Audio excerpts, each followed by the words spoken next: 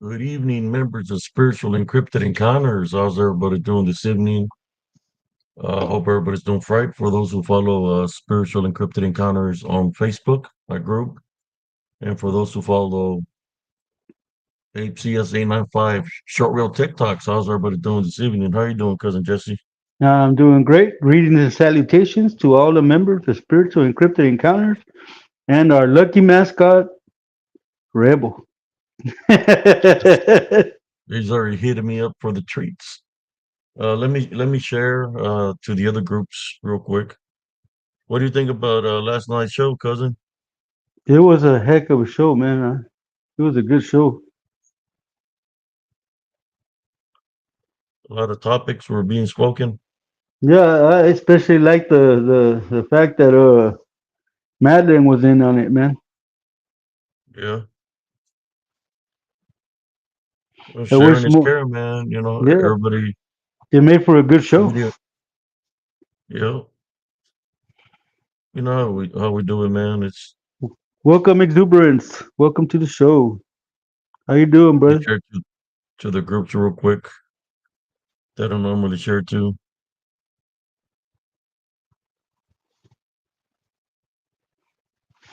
No, man, but it was a good show. I enjoyed myself, and we there was a lot of information being talked about.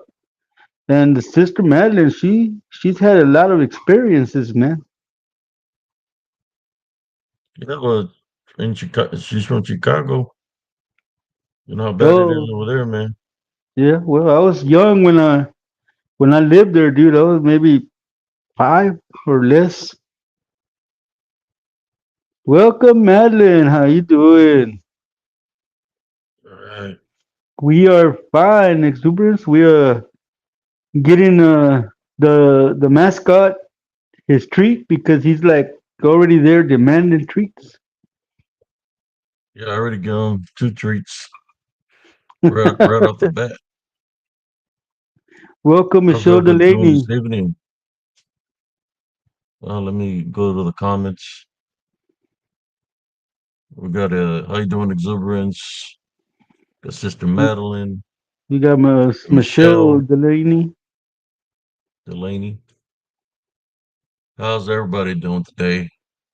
I don't know if y'all check out the show reels that I created for y'all today. I went and did a daytime investigation for those that I like doing my daytime investigations through Spiritual Encrypted Encounters on Facebook, my group. The reason I like doing it through there is because I'm able to download the video and be able to debunk it. You know, I wish I did. I placed a show reel already right off the bat. I got a lot of activity out there. At the beginning of the investigation, as soon as I got on the, not even going into the woods yet, just walking up there, something said something right beside me, and then I heard movement to the right where branches were breaking and stuff. Something was running, and it sounded pretty heavy, like something big. But that didn't stop me from going in. I think I had like two problems only with the connection, which was at the beginning, and I know it was to the right, not to the left. I think I had like a little bit of interference, but besides that, I think it was a pretty good, solid video. Um, I don't even know if I uploaded it yet here. Might have to uploaded it. I don't think I've uploaded it here on YouTube. But as of the investigation, the people that are the members of Spiritual Encrypted Encounters on Facebook were able to view when I was live out there. You know, I do go boots on the ground,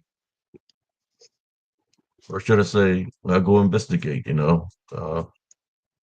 I didn't have boots on, but I was out there boots on the ground. I like going by myself because I already know what to expect when it comes to the DDN. They're very sneaky, and they're never alone. They always travel in numbers.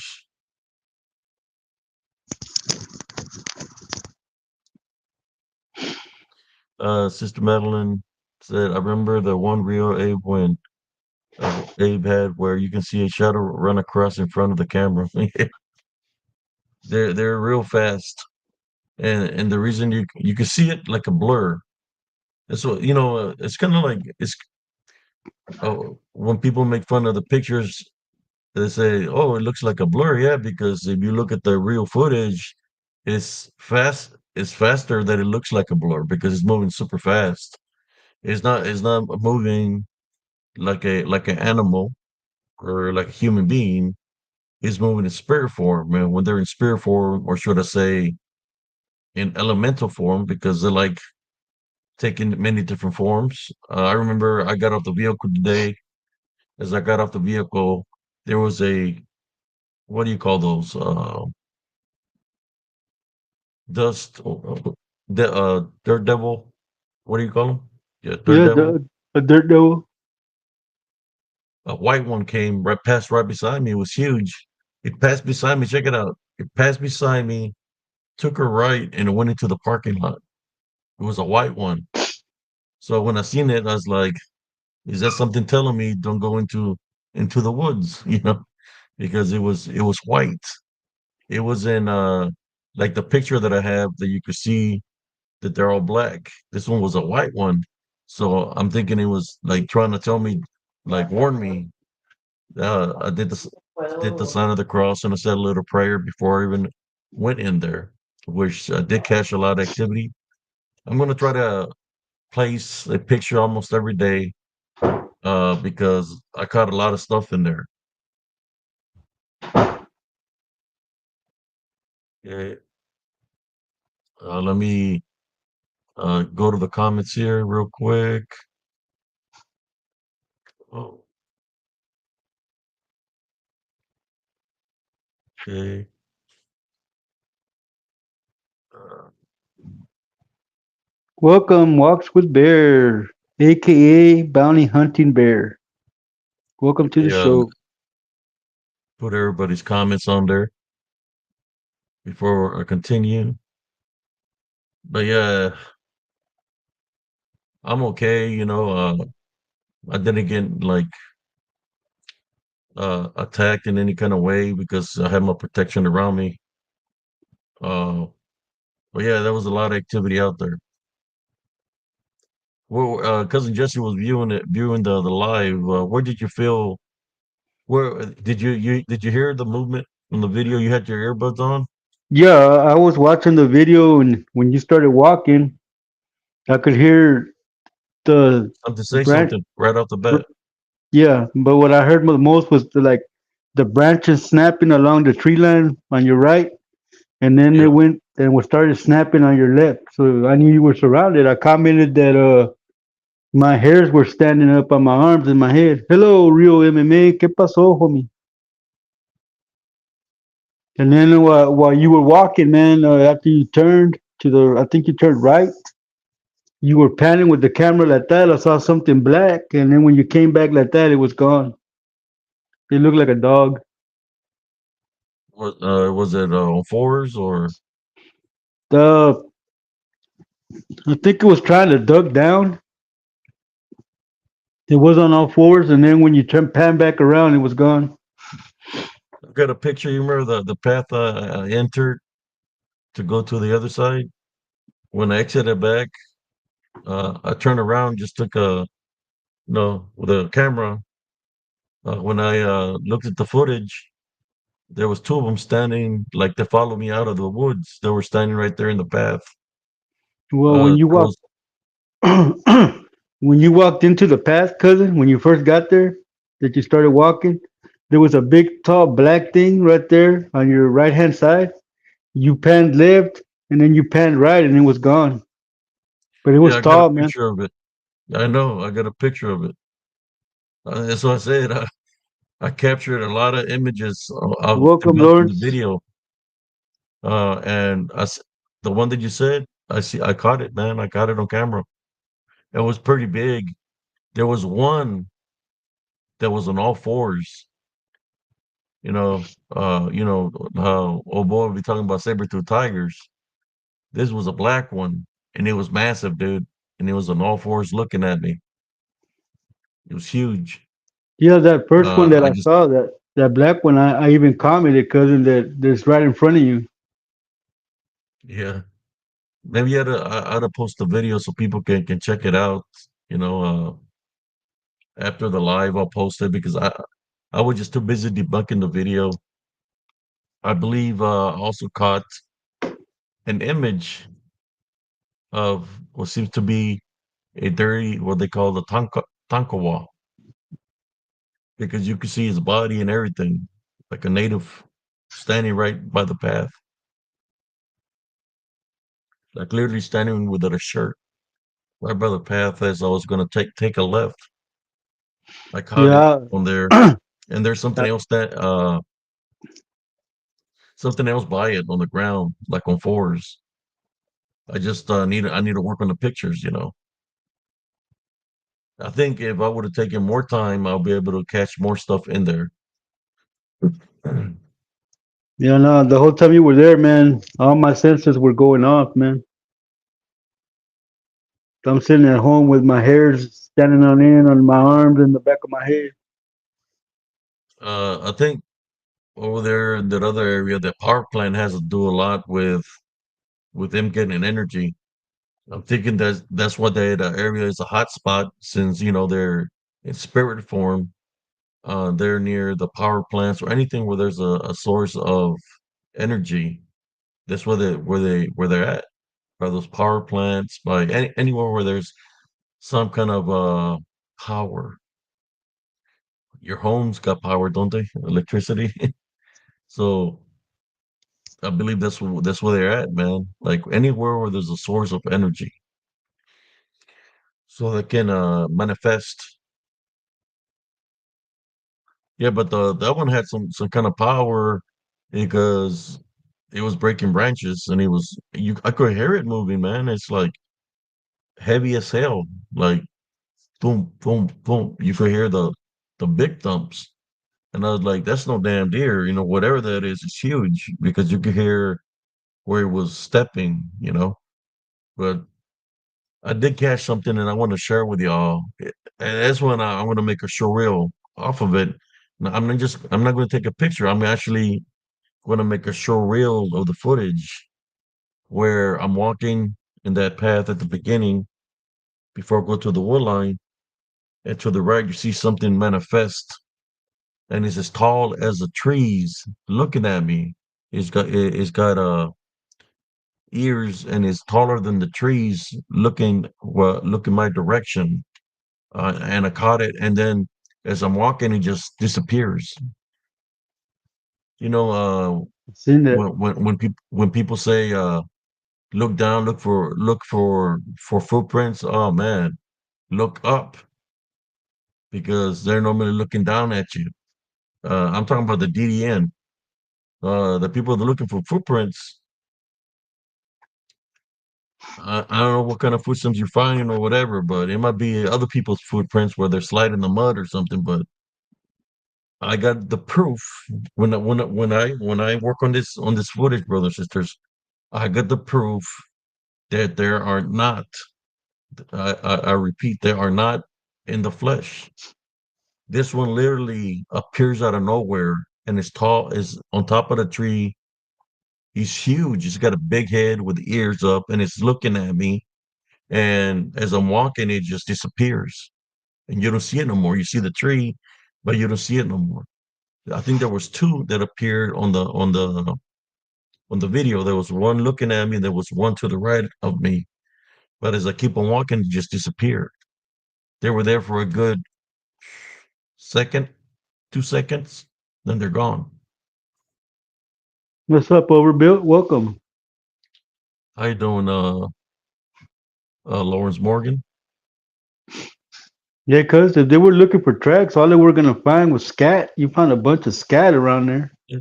I found scat, but I think that scat there, probably coyote scat. I don't, Welcome, that's Jiggy. not that's when I go looking for evidence, brothers and sisters. Since I'm spiritual, I look for spiritual evidence, and I captured the spiritual evidence today a lot. That I need to just place the videos, but I'm gonna take my time. But I got evidence where it manifest. It shows itself is as tall as the trees. It's taller than the tree, looking at me, and then it just disappears. It was pretty big, Michelle. The first one I saw when he first walked up there, it just came down like that. It was black and about as tall as a tree, and then it was gone. Just like it appeared, it was gone.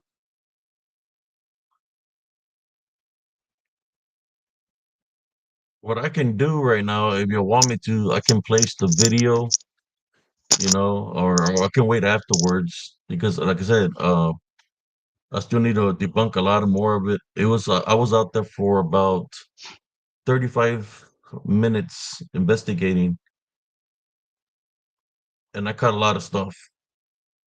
So there was some crazy stuff. I got a one where you could see it, but this one was like it wasn't completely invisible, but it looked translucent, and it was right there by the path when I was walking out in the open field, and it's looking at me. It was right there in the path. Uh, no, I'm always looking around when I'm making the video, and you see me moving the camera. I'm actually looking around with my eyes to see if I see any kind of movement.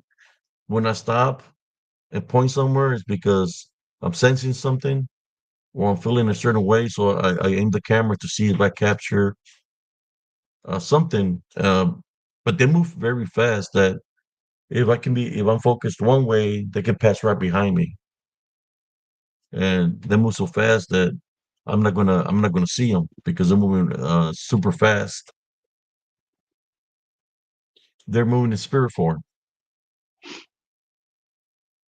What tripped me out was the marking, cause like they were marking the territory with all those crushed branches. The entrance is already marked. Like they're saying, "Hey, don't come in here." I mean, for those branches to be down like that, it has to be something very big that did that. And you see how many branches were crushed down. There was Then a upon lot. the other tree on the other path, that they're crushed down too. It's like saying, "Hey, don't come in here." And I was gonna go into the wooded area, but something told me don't do it. Don't go in there. So I just followed my instincts. You always gotta trust your gut, cause Yeah. I was there for a little bit, and then something told me, "Hey, it's time to go. Get out of here." And I left. And I kept on recording back. They followed me out of that path. They followed me out of the path because I caught them on camera. It was two of them. It was a black one and a brown one. They manifested to look that way, but it was a black and a brown one. They were standing in the path looking at me.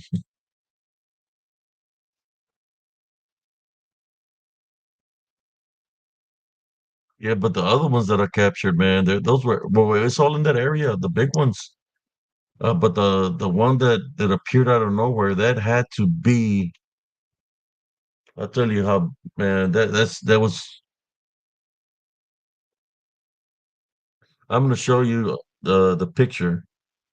I'm gonna show you the picture of what I seen, but I'm gonna make the show reel out of it because I want to see you. I want to see y'all when it manifests, and as I'm walking, then it disappears.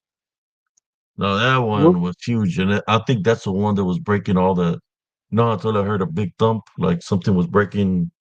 Well, you heard it too, no? Cause yes, cousin. Hi, cousin Ivy Ramirez.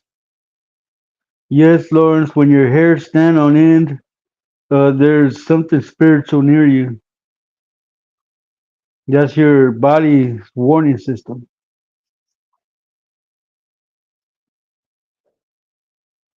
well, the one in the path that I should make the show reel. That one's a good 11 foot, 12 foot tall.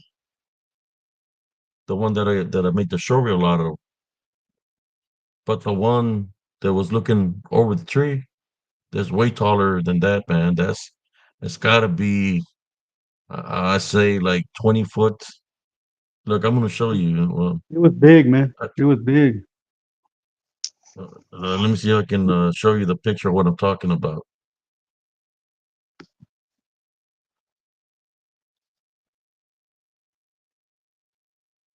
Well, I'll do after. Well, I want to wait till tomorrow to place it, but because freaking it was massive.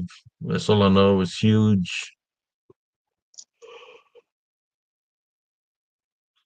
Let me look and see if I can find it.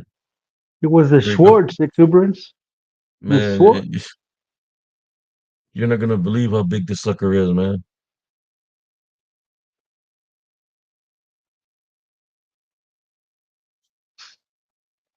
Let me make this real big real quick.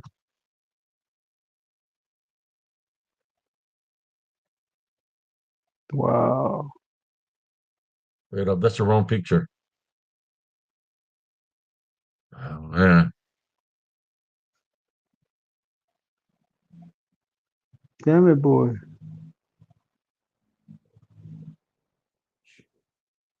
Yeah, I see it.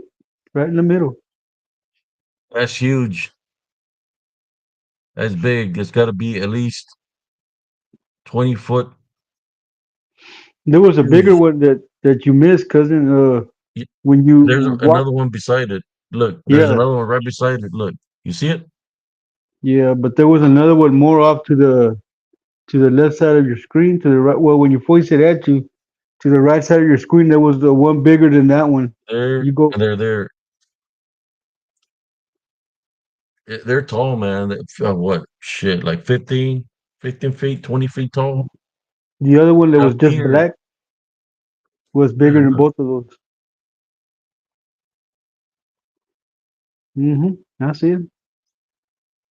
I'm gonna I'm gonna make a short reel where there's nothing there. Uh, they appear, and then they disappear. Both of them. You probably caught mosquito bites, No, Murphy. it's not in the tree. It's bigger than the tree. It appears. Yeah, somebody says, "Wow, it's in the tree." No, it's as tall as a tree. It's It's the standing DDN. behind. It's standing behind the tree. It's as tall as a tree, looking down.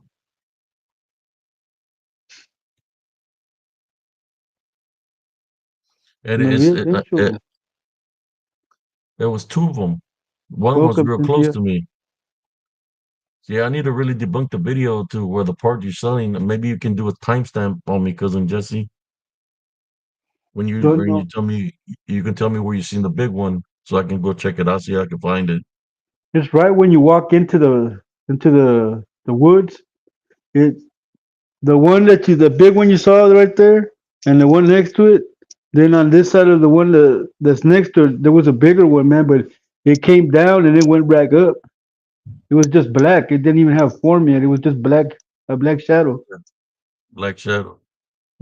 It came down like this, then went right back up. Yeah, they were huge. I seen that, and I told you there's one in front of you because that's the one that I saw. Did I even? I don't think I placed that video. Just I just placed that video on Spiritual Encrypted Encounters. I don't even think of. I think I downloaded the video just to make a to debunk it, but I haven't placed it yet. Yeah, they're tall, and what's dangerous about them is they're in spirit form, that big, and they're not alone. They're numbers. They're coming numbers.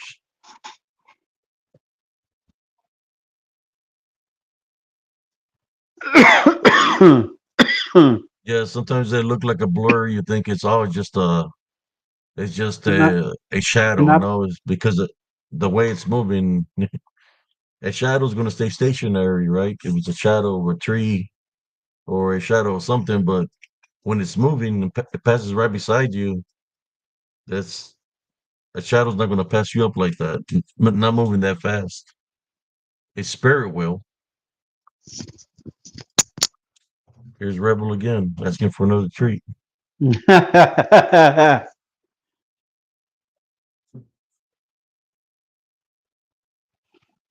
Yeah, Rebel eats up all the treats. Rocky doesn't get none.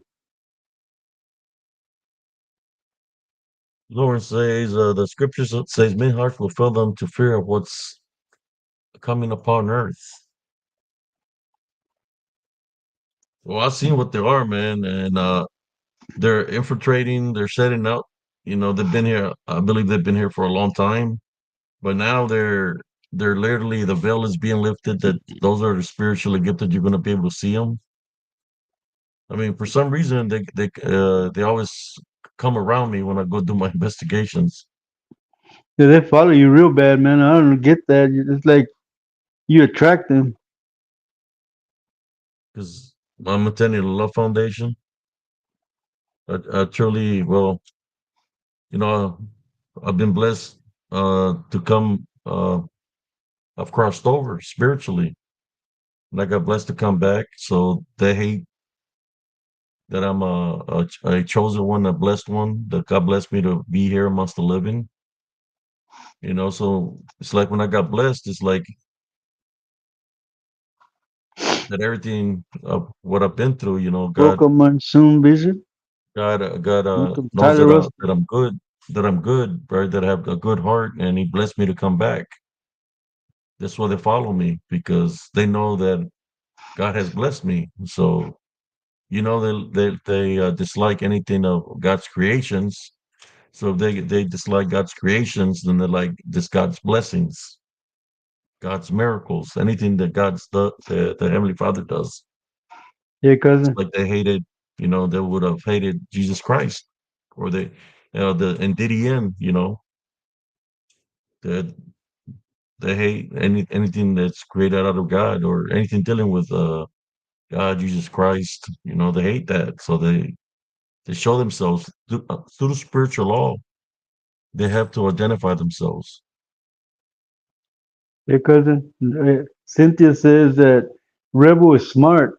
He goes on live for treats. Yeah, I already give them 3 treats. Yes, Do you, do Navia, you but apart from that, he has a very bright light. That's why they follow him.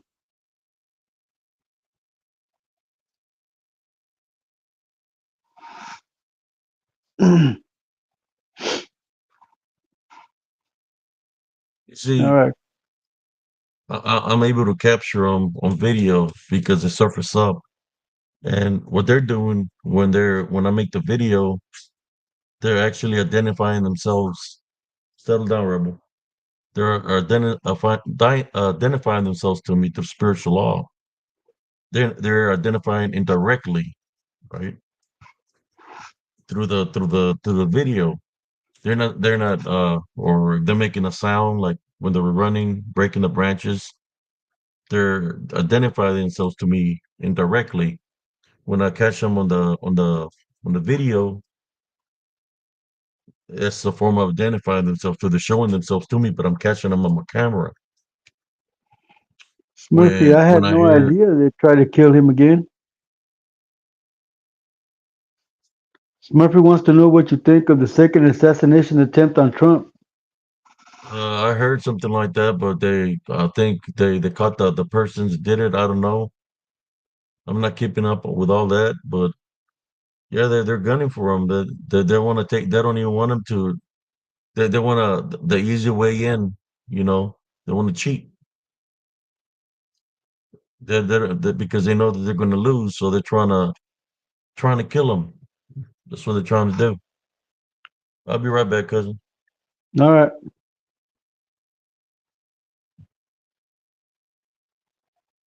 Yeah, I didn't have no idea, man. I don't watch TV. It's Smurfy. I don't watch TV. I don't watch the news.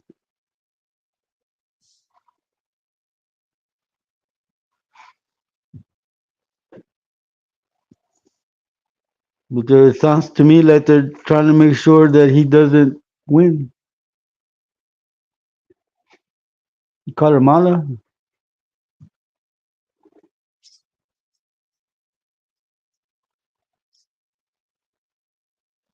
Yeah, but they gotta the people that are supposed to be protecting Trump.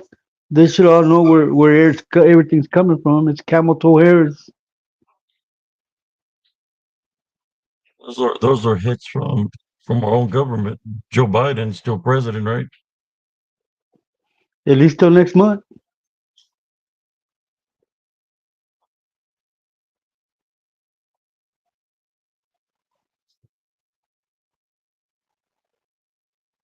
So since all this activity is happening, and I know that there's these demonic forces that are here around, they're around me for one thing also because I prayed for the protection of President Trump.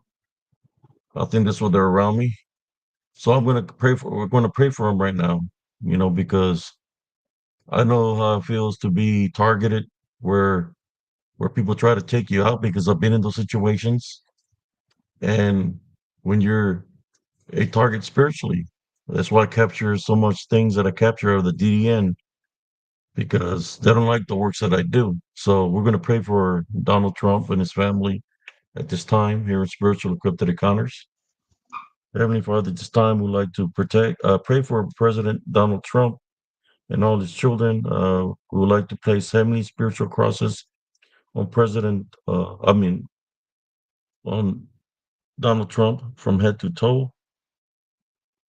We like to place heavenly crosses to any location on every doorway, on every window.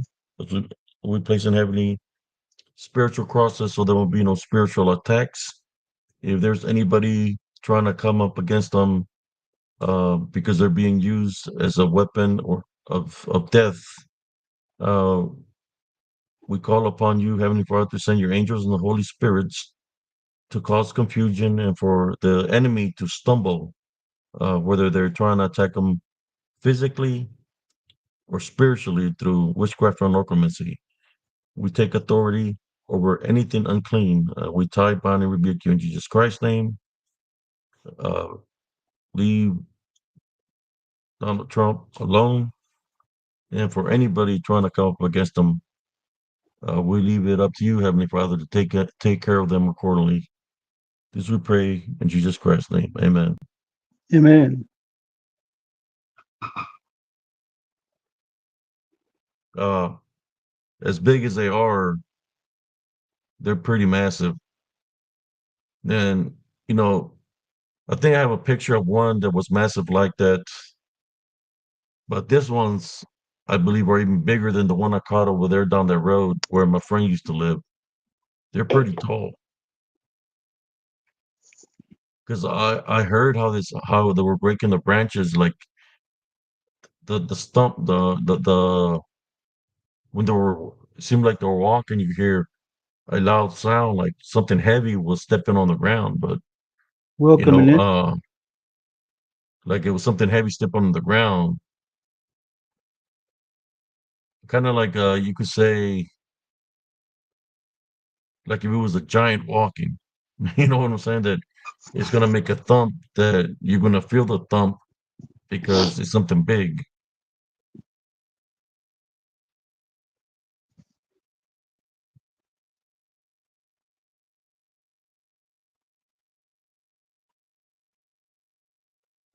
Well, the elections are made to be fair, right? They're made to be fair. The elections are supposed to be run so people can have a fair election. And I get the people we know who it is trying to take them out already. We've been knowing. It's the people that are in power right now, and they're not playing by our freedoms. They're not playing. They don't want it to go through the elections. So they're trying to find a way to stay in power by assassinating them. But that's why we prayed for him right now. It's a spiritual warfare. That's what I'm trying to tell y'all. Well, Cynthia, have you been seeing things since you were about 4 and 5? I think you were probably born with a spiritual gift of discernment. And yes, I, go ahead, cousin. I, I, Ice in the veins. It's not that I took a picture. I was debunking the video and I was taking screenshots I was capturing in the video. The show reel that I created today is of when I was exiting the entrance, and that one was pretty big. Uh, it was pretty Welcome, tall hi man, looking Denise. down. It had to be at least 11 to 12 foot tall. And there was one that was in spirit form on the ground looking at me also, and others that were by it. Uh, the DDN, Disembodied Demonic Nephilim, which means they're in spirit. I mean, I could say they're in spirit, but they're not spirit like human being. They're demons.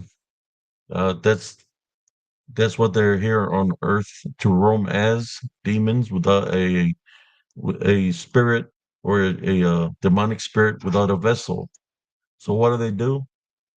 They bomb people and they like to possess people if they had spiritual openings Destroy and the soul, destroy the vessel. eliminate the vessel, eliminate the vessel.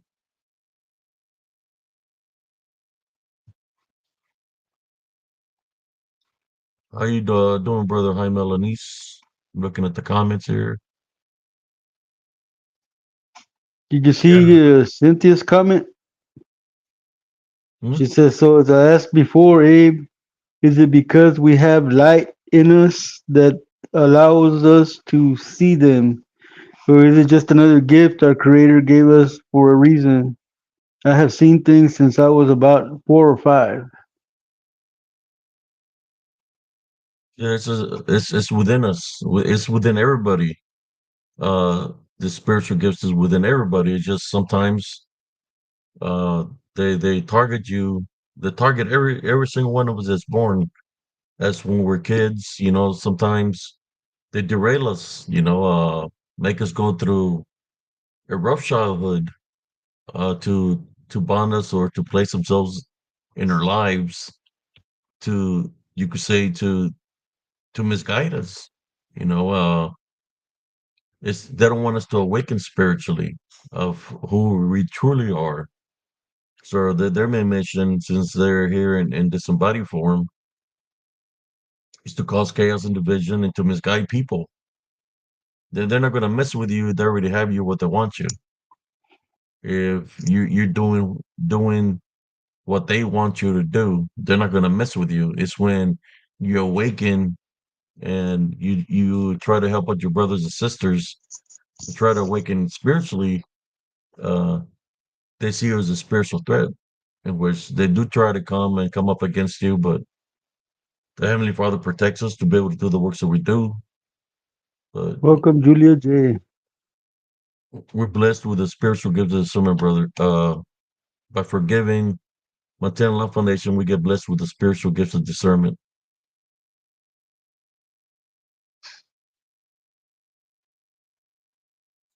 Walking with Bear said the beast, male or female. Well, uh, I'm not going to say that they're male or female because I don't think they're either because they're in spirit form. They're not here in the flesh. Maybe one time they might have been male or female. Uh, the Nephilim when they were in the flesh, but they're in spirit form. So a spirit doesn't have a The gender. gender. What does it say, cousin, in the Bible when a woman is married to man here on earth? They're married to the man, but once the man and the woman go to the heavens, then we're married to him. In Yeah. which There's no marriage. There's no marriage up in heaven. Uh, Cynthia says I was attacked by a man whose face I saw a demon face pop out of his own face like in 3D. He was evil and attacked me later on. I was freaked out because I had never seen that before. He was evil. Sounds like he was possessed or and bounded.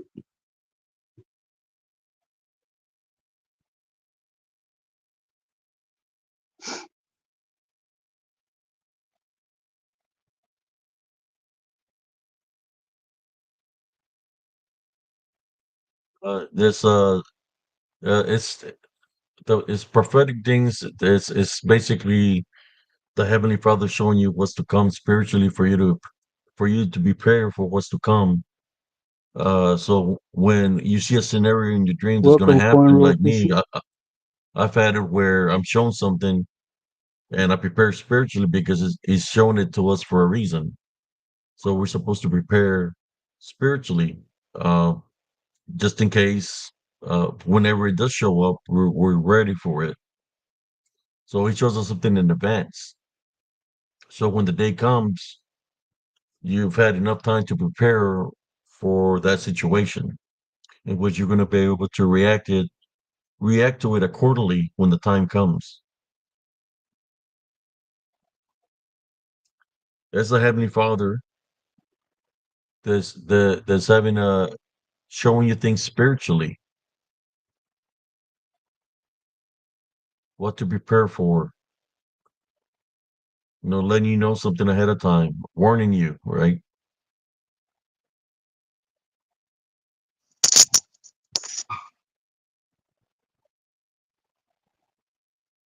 Yeah, I wish I could show you all the pictures that I got, but I want to take my time, because as for me, I'd rather not go as too many times into the woods.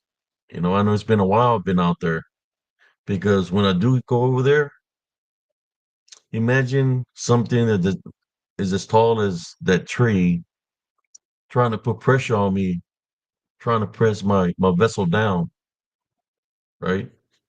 That it was getting some kind of energy from the power plant that's there, or from the limestone on the ground. I have to prepare spiritually for when I go into those areas, and there's a lot of them. It's like it's becomes a spiritual battle. So I'll go there and do what I got to do, and then to get the evidence I need to get, and then just not go back there for a while. But it's not just that location; it's everywhere. These things are around everywhere. It's just not but there is activity in that location. I can go to Elms Grove. There's going to be activity there. Um, they're everywhere. But I guess since the works that I do, and I'm at my Love Foundation, they can see me coming a mile away or longer distance than that. It's funny they're all present as soon as you get there, waiting.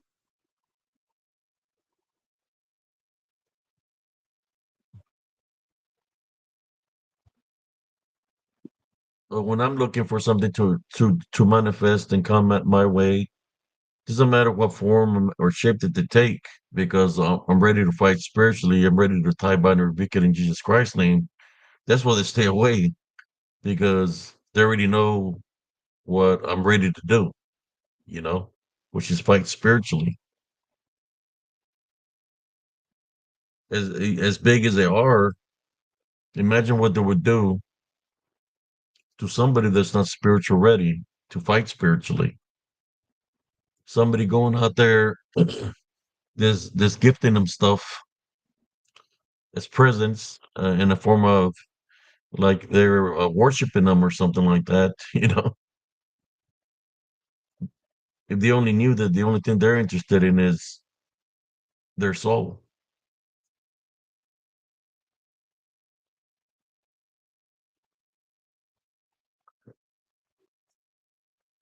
I will be honest, what I see a lot, brother and sisters, since I'm speaking about this, I see a lot of people that they they call themselves investigators or cryptozoologists, and they go out to the woods because they're looking for this. They claim that they've seen a Bigfoot, that they're 100% flesh, or a dog man that's 100% flesh.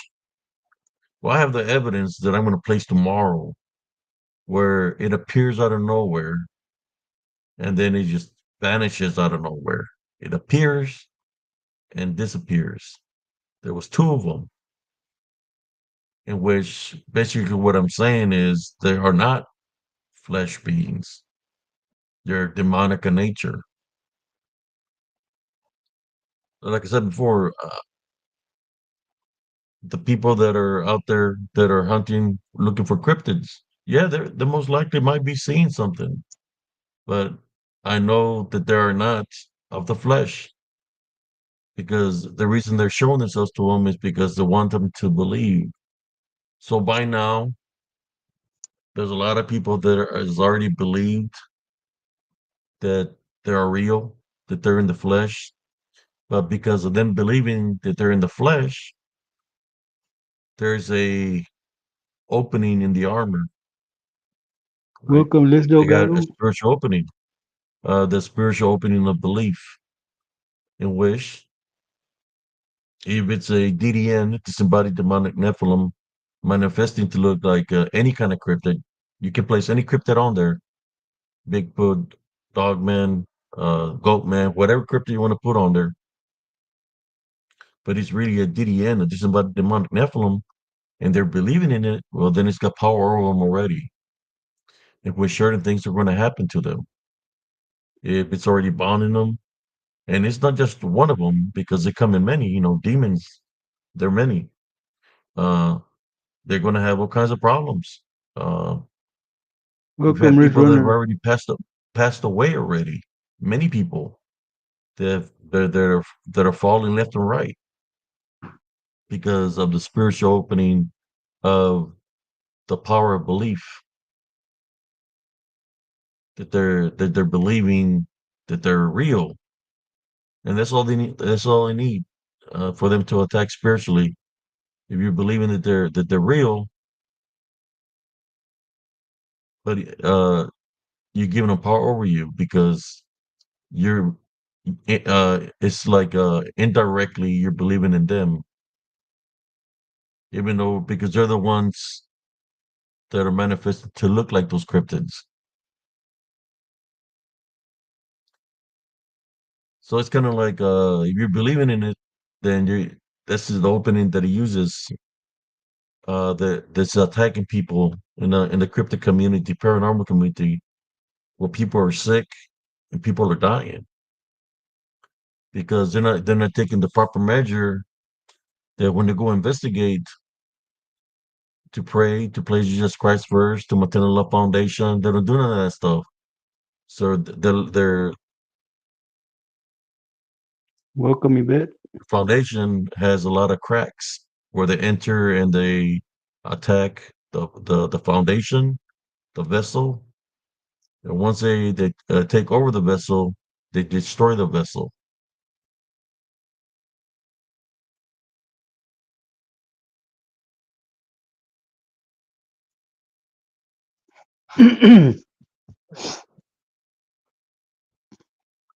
Well, I did find yin yang, but yin yang is not uh 8 foot tall anymore.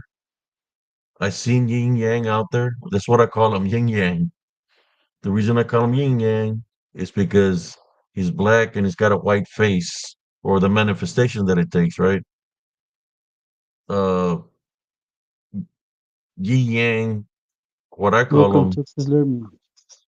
is about what I seen has to be about 15 or 16 foot tall now in Oh, spirit wow. form. It looks like it's got a big stomach. Just put it that way. I might create after the show. That'll be probably the next picture I place is of yin yang. How big it is? It's freaking huge. But Nephilim used to be huge, so it's a manifestation that is taking how he used to look. The DDN No, it's not a man exuberance. It's a creature-like thing. spiritual, demonic. I I can show you how he looks because I got him on the camera. But I'm thinking I'll do if I show it through here, you probably won't be able to see it. Won't compare if I place a picture how he looks. Instead of seeing it off my phone, you'll be able to see it better if I create a They're picture real. of them, a reel. And he was looking at me too, looking down at me.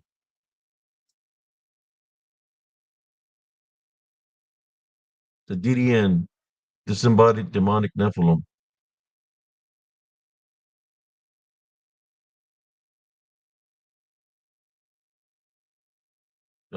Some people say that they're beings that are in a different frequency, or they're dimensional beings of how fast they move.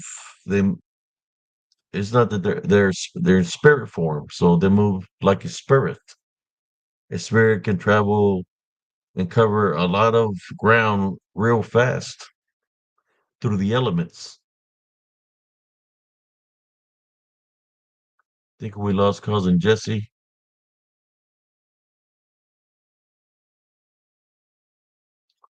The DDN, not really in my dreams because I'm gonna take protection around my neck.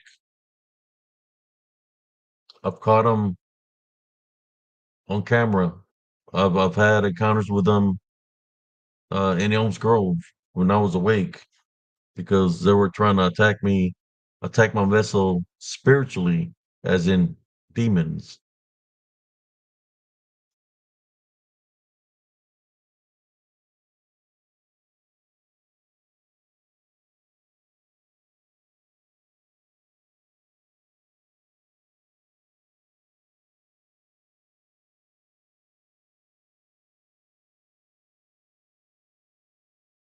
I don't know what happened to cousin Jesse.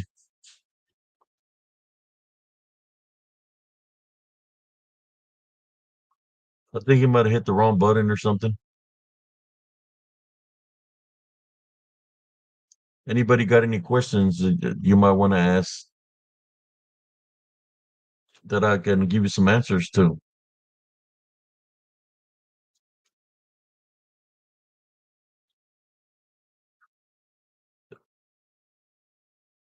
Look, I've seen them before, right? I've seen them before, but it's like every time I see them now, they're a lot taller than when I was normally seeing them. So they're getting bigger, as in the manifestations are getting taller.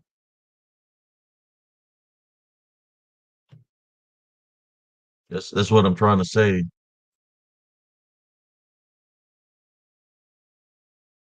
That the spiritual manifestation,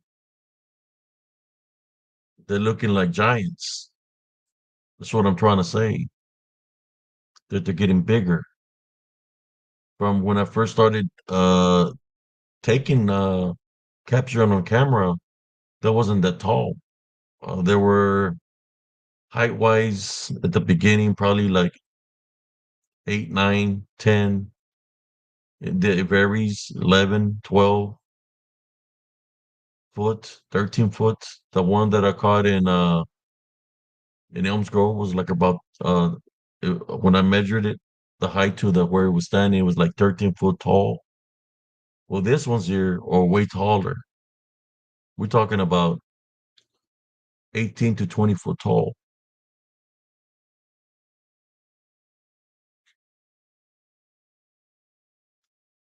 See some of the comments here. Can the creature mind speak? Yes. They talk in disembodied voice by you, but they can show you images also. Let me go back up a little bit.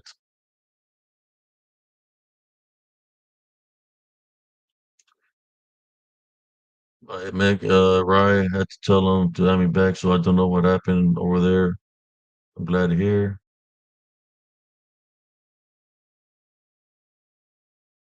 Black tourmaline and selenite is what I use for protection, or you can grab yourself a selenite and place like a chakra for protection. That's what I had on when I went out there today.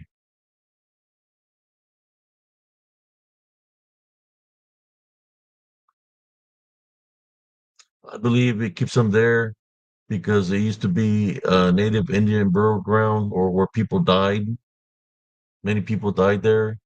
So it's more of a native Indian burial ground, and there's a like I said, a lot of limestone and in the creeks and on the land in which they manifest through that energy of the limestone. Kind of like on the video that I created today. When I went out there to investigate, there's a lot of limestone on the ground here in Central Texas, and if that gets energy, then they use the energy to manifest. That's why they're pretty hot and heavy here in Central Texas.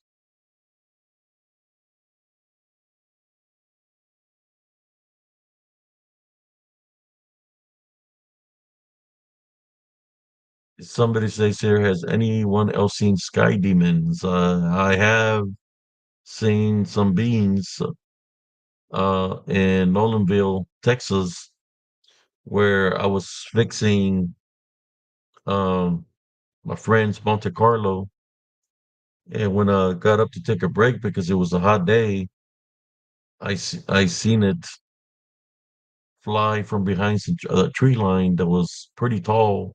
The tree line was at least like 14 foot tall, and it went flying from behind that. It had four horns, and it was all midnight black, and the wings, he just had them wide open. It looked ancient, old, and it wasn't moving no wings. It was just had his wings open and going straight up in the air. It levitated and it started going into the sky. Uh, it just kept on going higher and higher and higher and disappeared.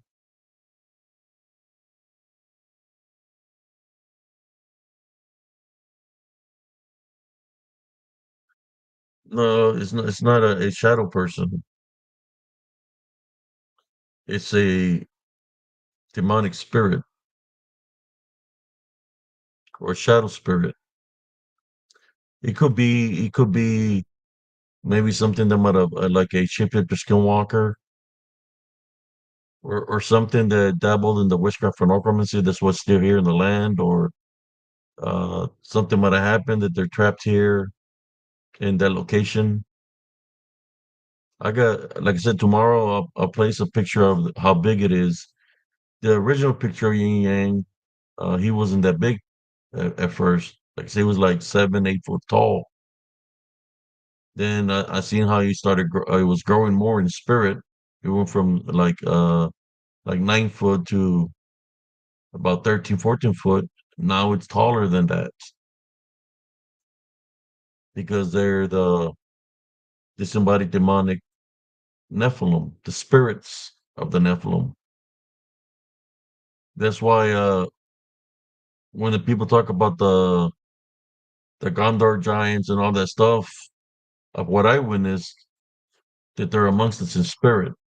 Uh, I don't think they're amongst us in the flesh. They're in spirit form.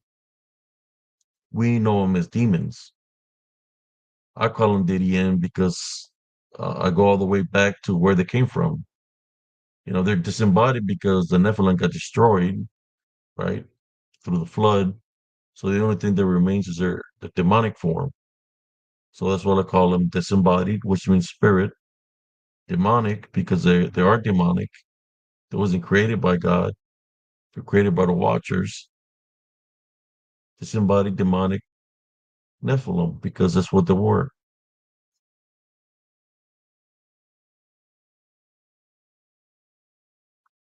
No, it doesn't look like a person.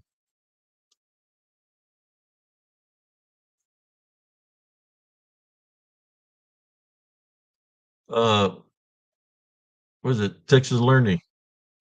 Go into the short reels and look for the short reel that says Yin Yang. I created a short reel for how he looks. Check it out. I have a short reel here on YouTube called Yin Yang. Well, Yin Yang doesn't look like that no more. It's way bigger.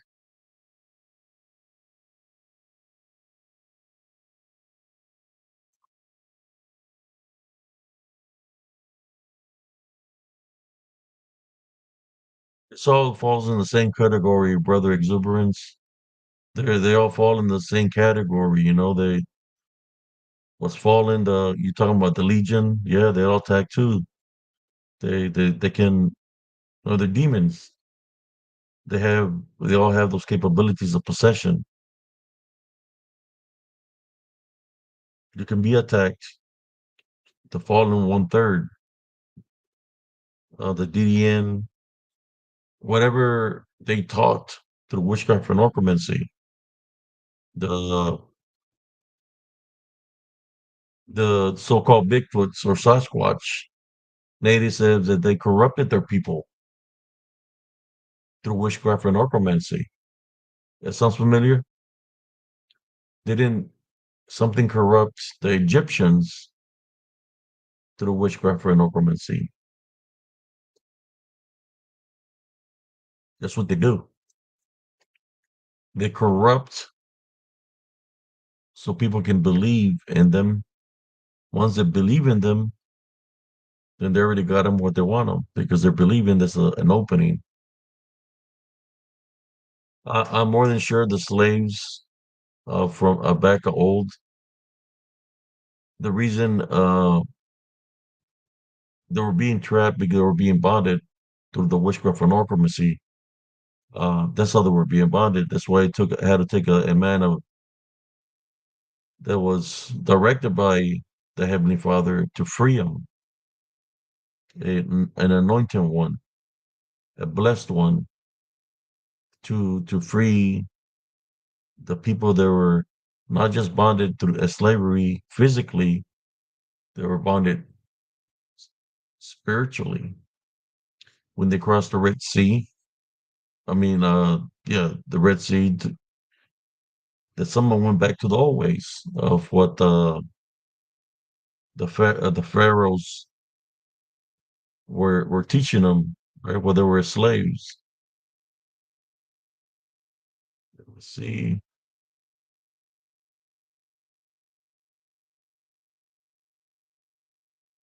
There's cousin Jesse saying it's here.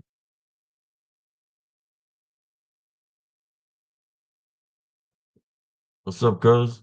Hey, cousin, I'm sorry about that, man. My phone kicked me out of the live stream. It froze my screen. It wouldn't unfreeze the screen. I had to factory reset the Turn it phone. off. That's all right, No, cousin. it wouldn't turn I'm off. I answering. had to factory reset it. Yeah. Oh, okay. I'm just answering some of the questions here.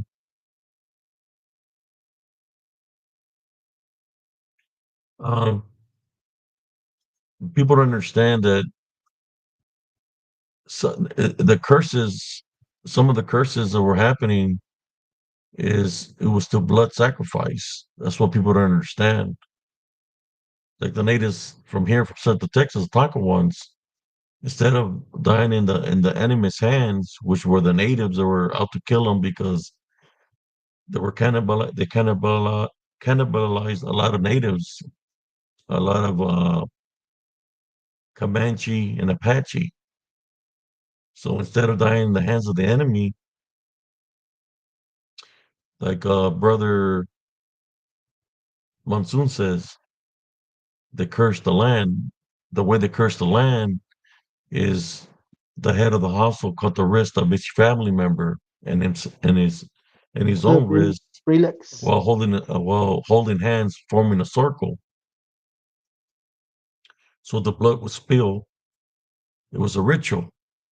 So what would happen when the sun would rise after the people were dead and spilled blood? When the sun would rise, the one would rise, which was a dark entity or a dark deity, or what they called a dark demigod, and it was out for vengeance, like a brother Monsoon says, a curse that was placed on the land, but through blood sacrifice. It wasn't just somebody cursing something. They did a blood sacrifice ritual by killing each one of them, and the demigod was the one that goes after the people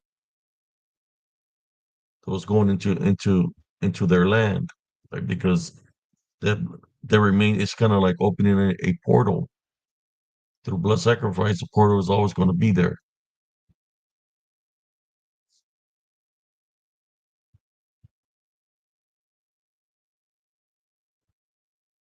Yes, brother. If you look at the show reels, I got a picture of them, bro.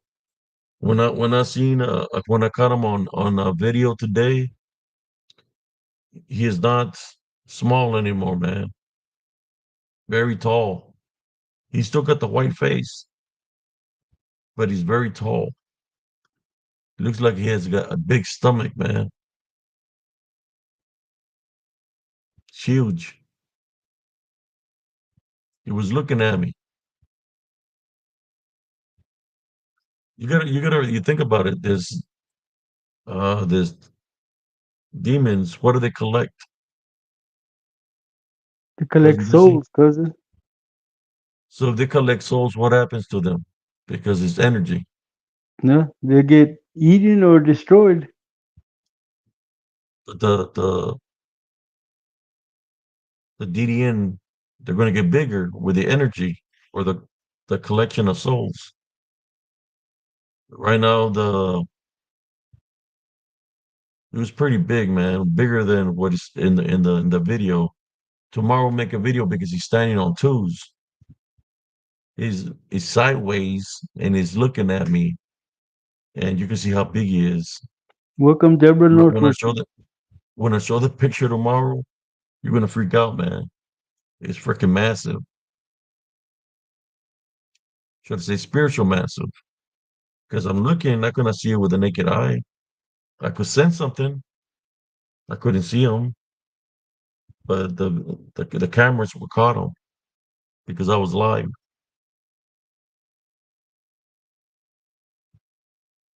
I doing walking with bear. Got let me see some of the comments here. Any more questions that I can help her with it with brothers and sisters? Yeah, cousin, that Did was somebody kind of weird say how it kicked about me out of goosebumps? everything. I've seen several that got bigger in the clouds. Yvette, field goal.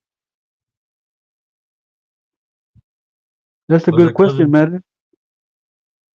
That's a good question, Madeline. Cousin Abe wants to. Madeline wants to know if the DDN ever try to appear in your dreams after you do an investigation.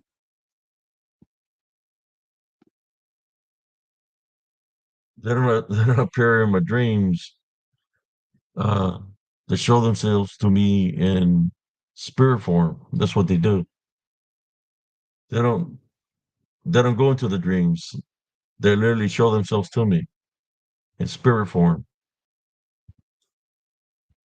One time I went to an investigation. I was out there for about an hour and 30 minutes, which I caught a lot of activity. I was sitting in the living room. This is before I would do lives on YouTube because I would do my videos and just place them on spiritual encrypted encounters on Facebook. And I heard a loud bang here in my dang living room. Then I heard a loud growl outside, like something was pissed off at me because I went into that territory and it wanted me to come outside. Yeah, cousin. Do you know a brother Heck? He says he's on Yep. vacation and he got no beef. It's all love.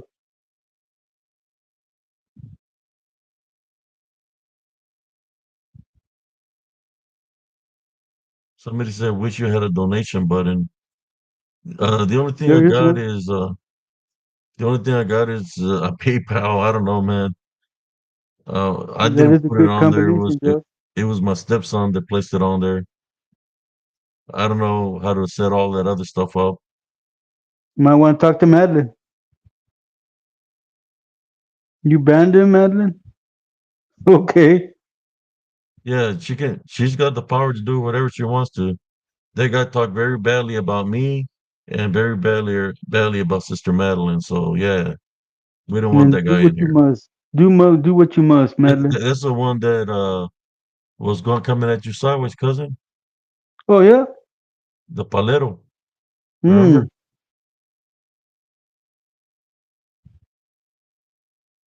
Josh says, tell him to do it. Post it again. Mad.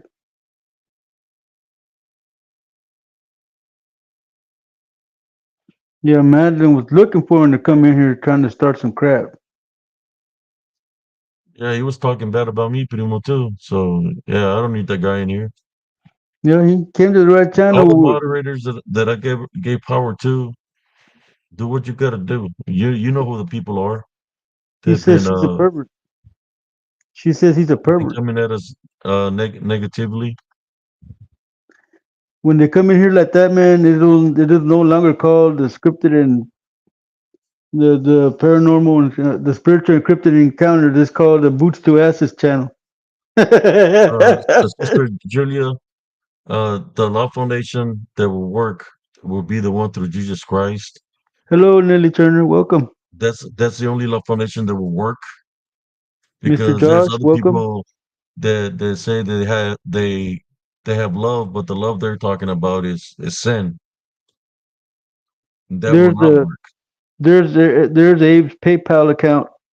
Whoever wants to press the button, but you don't have to.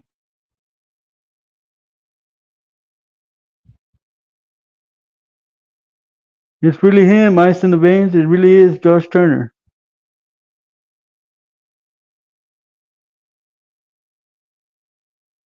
No, I'm trying to He's catch down up to with the the Bart comments, and y'all. Larry.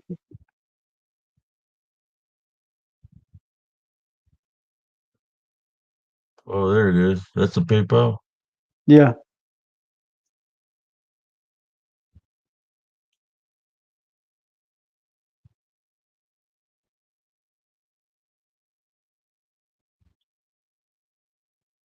Souls, yes. I'm trying to get back down to the comments here. Trying to catch up.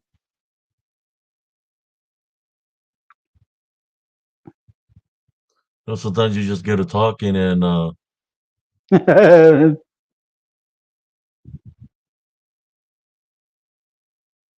reason they don't appear in my dreams or here in my house, Sister Madeline, is another thing is that I keep my house protected, uh, prayed up, I and of don't course I know, got a lot of Reese. protections within the house. The selenite and black tourmaline She came that in. I told her they hi. She's gonna say hi.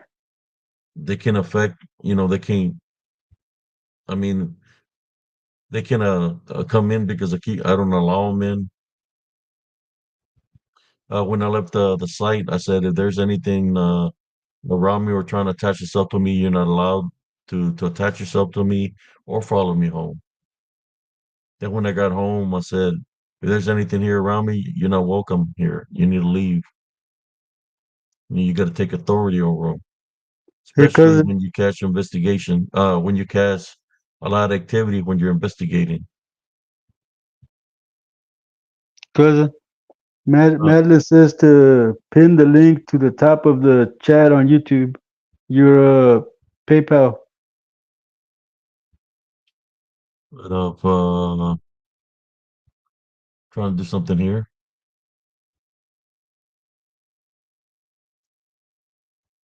Uh, I guess somebody already booted them out. Yeah, Madeline booted him out real quick, fast and in a hurry, man. But she said Okay. to pin your PayPal to the top of the page. Hi Yeah, again, Liz. yeah. What I did is Adam, I blocked them from here too.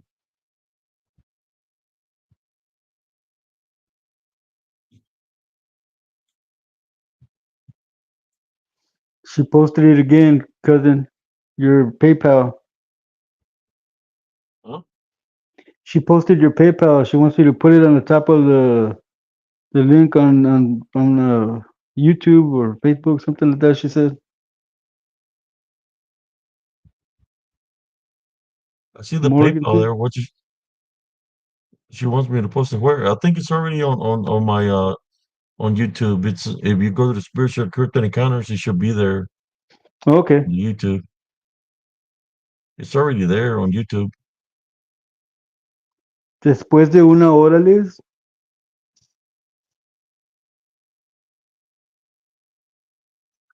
Yeah, so I give a lot of people the wrench so they can throw the wrench at them. They already know who the people are.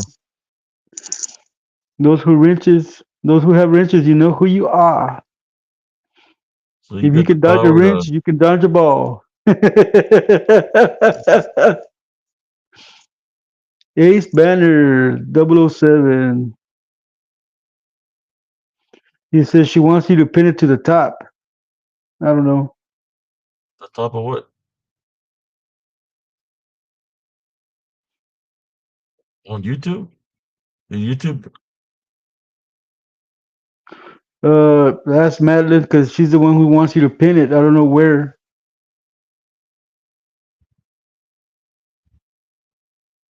Welcome, Ace Banner 007. How are you doing? Yes, Miss Nelly. I am right here.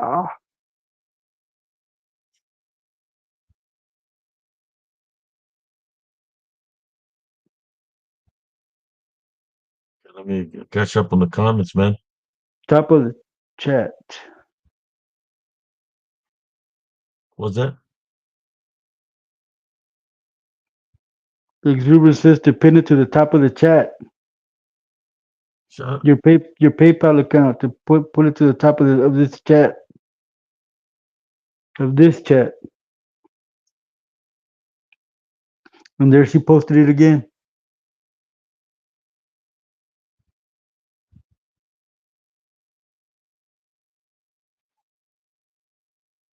I didn't know you were here, Morgan. Welcome.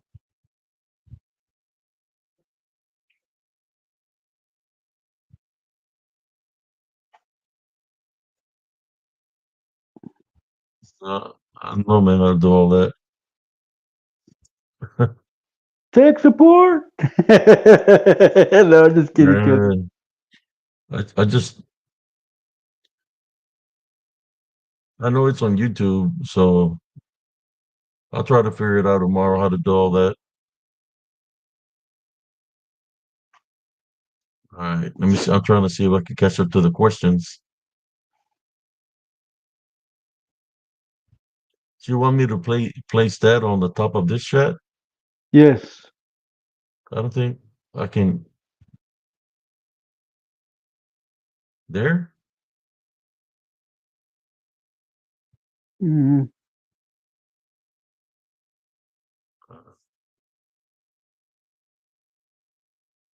Yeah, I think this works a little bit different than StreamYard. I'm reading the comments, trying to catch Josh up. Turner. Josh Turner says that PG63 he is banned on their channel.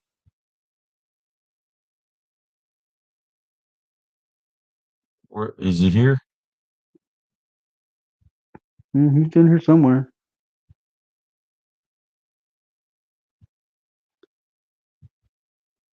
Trying to see if I can find them. He says, "Shoot, I'm hungry. I need snacks. Be right back. LOL." Who's that? PG63 is the one that Josh says is banned on their channel.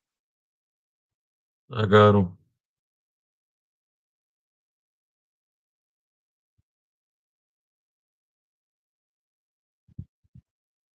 I sent him away. No wonder you were saying that he was banned in certain channels, so he's been out of here too, and out of YouTube and out of Restream. Oh well, he's he's gone.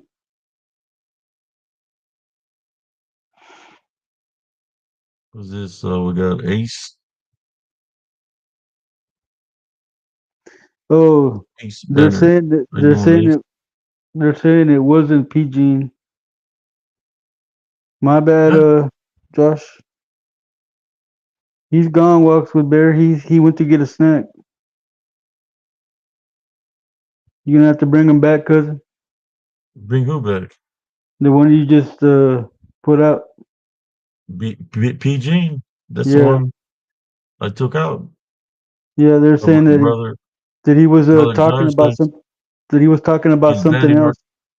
He said he's banning our channel, Pigeon 63. Yeah, he said he was talking about something else.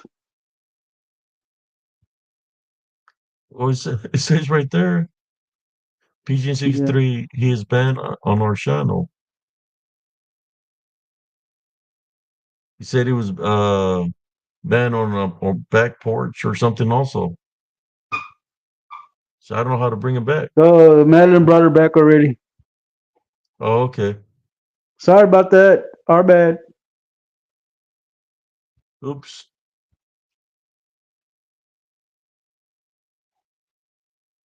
Maddie brought her back already, Cynthia. Thank you, Maddie.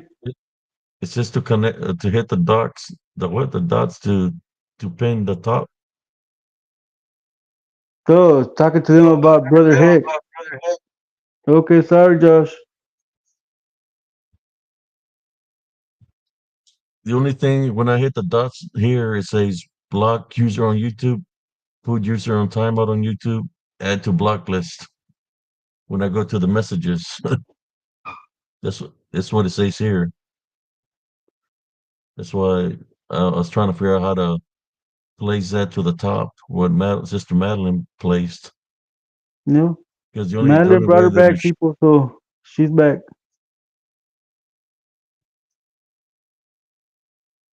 but she was going to get something to eat anyways. Mm-hmm. So she was gonna get a snack.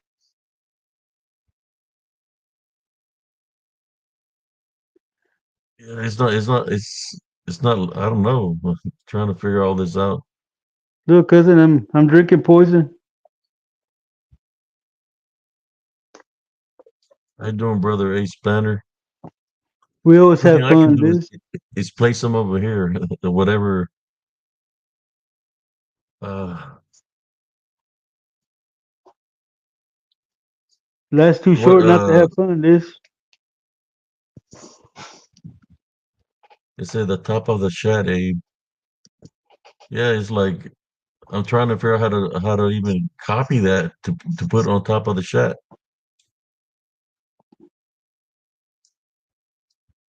Let me see. The only thing it shows is over here. Let me see if it does anything. It's the only place it'll show it when I click on it. Let me see that. Okay, I pinned it. Cool. Huh? I said, cool. I see it. Well, you see it on top?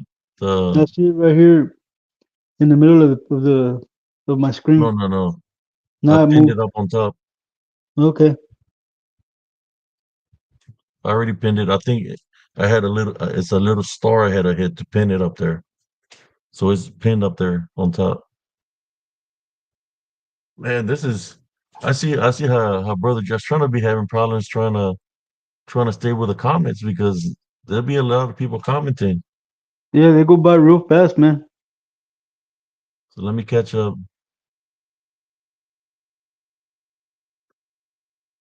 Oh, there's a brother Josh. Let me let him in. There we go. How you doing, brother Josh? Hey guys, what are you guys up to? Nothing much, man. Just doing the live, you know. I was Just doing trying to. laundry. I was doing laundry. Single man got to do his own laundry, man. He's got to, Whoa. yeah, your chones. You got to wash them Got to wash them boxers, vato. And then I got to iron them with some starch. I like a crease on my boxers. and then put on the dickies. Oh, see, I was wearing Dickies This is today more, with yeah. some black and gray Stacy Adams, bro. Sticky Adams. Come on, You wearing the tres flores on your exactly. cabeza? Can you see it? Yeah. I used to With put that this, manteca on my head, bro, when I was younger, yeah. bro. For Hey real. man, Tres Flores works wonders. It does.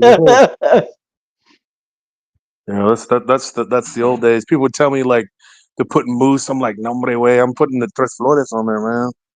Like my tios, they would always wear that. Yeah, well, I just like the way it smells, and it reminds me of my grandfather, man. Yeah, Yeah, that's right, dude. My great uncles used to wear that stuff. My grandfather, I only met him twice on my mom's side. He was from Chicago. But like he came down to Texas to work on the railroads, and that's how he met my grandmother. They started, going out, and then they got married, whatever. And I ended up going to Chicago when I was 16 over the summer to like visit. And then came back to Texas and went to jail.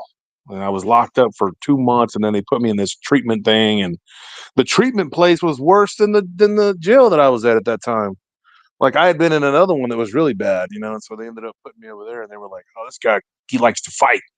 So they put me in with all these crazy psychotic people, dude. And I was like, and those people were always fighting. There was one guy who was always biting people, dude. And so they put me in there as his roommate, and this freaking Barbosa would get up in the middle of the night, maricon ass, and be doing things, and you'd hear him, I'd look over and he was doing things, you know what I mean? And then he'd get up and pee into the air conditioning unit. And I'm like, dude, my whole room smelled like pee. I said, I can't deal with this, man. This is crazy people, man. I can't deal with this You shit, man. needed an ass whooping, man. You That's don't do what it in the happened. They cell. ended up whooping his That's ass, and they were like, disrespecting, man. That's "Oh, it's crazy, disrespecting man." right I there. tried telling them that shit. But I was going to tell y'all a story when I was young. I've told it on the show before, but there was this. He kept saying he was seeing these little glowing people that were flying by the window, and so I saw these like glowing things he was talking about go by the window real quick, but I thought they were like lightning bugs. And then one day, two of the guards and one of the techs were taking me to the front because at that place you could like order food. Like they on Friday nights, they would let you order like pizza, and so you could get that, or you could get Chinese. And then there was a place that delivered No, sandwiches. So Olivia. they would let us order food. That was one of the cool things about that place. So they actually would order you food. You go to they'd walk you to the front and let you go get your food. And so we went up there to the front to go get pizza, and it was crazy. Like the guards were talking, and this one tech was standing there with me and talking. And next thing you know, this weird like yellow. I've talked about this on the show, man. It looked like it really did look like a fairy, like how you would see Hmm. like a little fairy, like a little Tinkerbell looking thing, and it like zipped around the light pole like 3 or 4 times real fast, and then was gone. And Something it like was this. crazy, dude. Like I'll never forget that, dude. And two of those guys, years later, when I ran the nightclub, I was like, it was like several years later. I saw both of those dudes at different times come into my club. One of them, the guy Shelby, he used to come to the club regularly. And Shelby, we talked about it because he was like, man, it was crazy. So he told my brother and Starscream and a bunch of other guys that, like Starscream was in my chat tonight, but he told them. He said, dude, we really Did you saw keep him. him away from the AC unit? Oh, that dude, that guy's name was Matt, man. I ended up like cold cocking his ass. And then See, they that's what he put me on wants. lockdown for like 4 days. Because it was like my second offense or whatever, because I knocked out You, this other dude. you're a nicer guy than me, man. Because if you would have been pinned in my AC, dude, I would have waited for him to fall asleep and I would have pissed on him. Well, what happened was the room kept smelling like pee, and he was getting up and peeing into that because instead of going to the bathroom, and it was kind of a rowdy place on that side of the unit. There was two units together. The other side, it was called Spring Hill One, Spring Hill East, or Spring Hill One was Spring Hill East, Spring Hill West, and then there was Spring Hill Two, East and West. I was on Spring Hill One, East, which was like the second worst. Spring Hill One West was the worst. That's where the really psychotic, crazy people who were trying to kill themselves, trying to kill each other. They really should have had them together, but they were constantly fighting. One kid like ended up like biting another kid's finger off and shit. It was crazy stuff going on there. And so they had me Wow. in this place, and they were like, "Oh, you're going to help you work on yourself," type bullshit. But these kids were out of control. All of them had like come from broken homes or been in jail or something, and they were like, so they threw them in with these other, at this facility. And these people that were in those units were pretty much like psychotic. And then or you didn't have good Welcome, insurance, Steven. right? So the other kids had like Champus insurance, like from the military. That's probably when you were in Abe, you probably had Champus. Yeah. Yeah, they were terrible. They sucked. And then they went to Cobra. And so it just, they didn't get any better. because I knew those kids that were in there. They had Champas, so they were on their own unit. They were the military kids, and then there was another group of kids that were there, and they were there for emotional family whatever. It was very specific. And then there were the ones that were in there for alcohol and drug abuse. And my unit was the one who, with kids that were considered violent, aggressive, psychotic, people that were fighting, getting in trouble. And so I got put in there because I was a violent offender. So they put me in with the psychopaths, dude. Which is like, dude, what do you think is going to happen when you put a bunch of people who think like that? There's going to be problems. So I was boxing in there, dude, and like, I ended up finally after the first couple of weeks, people left me the hell alone. Like they figured out, like I didn't mess with people, but they didn't. They weren't going to mess with me. I just like, look, I'm not going to be your patsy. You ain't going to tell me what to do, and if you mess with me, I'm going to fight you. So they just kind of left me alone, and then there was a lot of fights, man, a lot of fights. Like every day there was a fight. And these kids would just be standing in line and be like, "What are you looking at me, man?" And they start fighting. It was like 1991 or something like that. And so there was just always problems. And then we'd be in the day room watching TV, and some kid wanted to watch the Bulls, the basketball. He was from Chicago, and this other kid was like talking crap. He's like, "Oh, well, he's from Detroit," and I remember him. His name was Chris, and he told that kid, that the Bulls suck because the Pistons always beat them back then, in the playoffs. Yeah. And so that dude literally walked up behind that other kid and like took a freaking a chair, one of these wooden hard ass chairs that they really shouldn't have had there. Like one of the techs had it there to sit for her back, and she had left it out. And this kid grabbed it and went over there and just crashed that chair onto the back of this kid and narrowly missed fracturing his skull. And literally, like, hit him so hard it knocked him unconscious. And he was raising that chair up, and I had to grab that dude. And then Welcome, that John kid started like Robinson. scratching me and trying to like, bite me and all this crap. He was a little biter, a little shit ass. And I ended up having to like restrain him, and like then the texts come, and then I get put on lockdown for 2 days. That was my first offense because I grabbed that kid. I'm like, what was I supposed to do? The guards were over there dicking around, hitting on that girl, and I had to grab this little punk.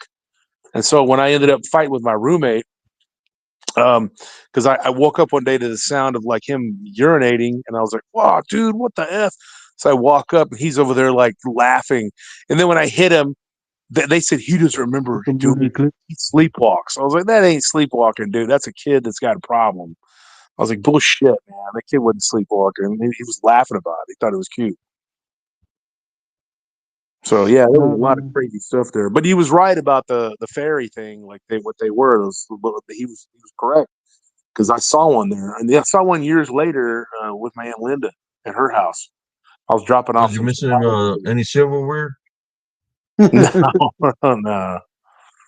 I was dropping off some psychology books to her. She let me borrow. She's a psychologist, and Hi, so Sharon. Welcome.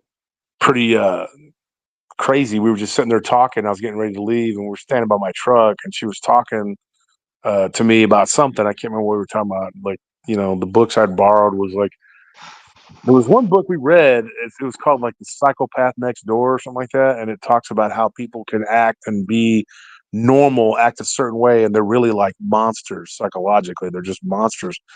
And so we were talking, and I don't remember what we were talking about that sort Like of like, Parton? yeah, Monster? people that are literally just like horrible people, but they play it off and they play a role and act like they're normal, and people buy into it, but they're awful people. And so earlier tonight, I was Jason Bland. I was listening to him earlier before your show, and he was on there talking about. Well, he had a guest on this woman, Elizabeth. I can't remember her last name. She's like British, but I'm going to get her on our show. And it's funny. Jason just messaged me right now. But yeah, so I want her to be a guest on the show because she has a lot of stuff about that. She was talking about how these shapeshifters, literally, they're like reptilians, and they can present themselves as human.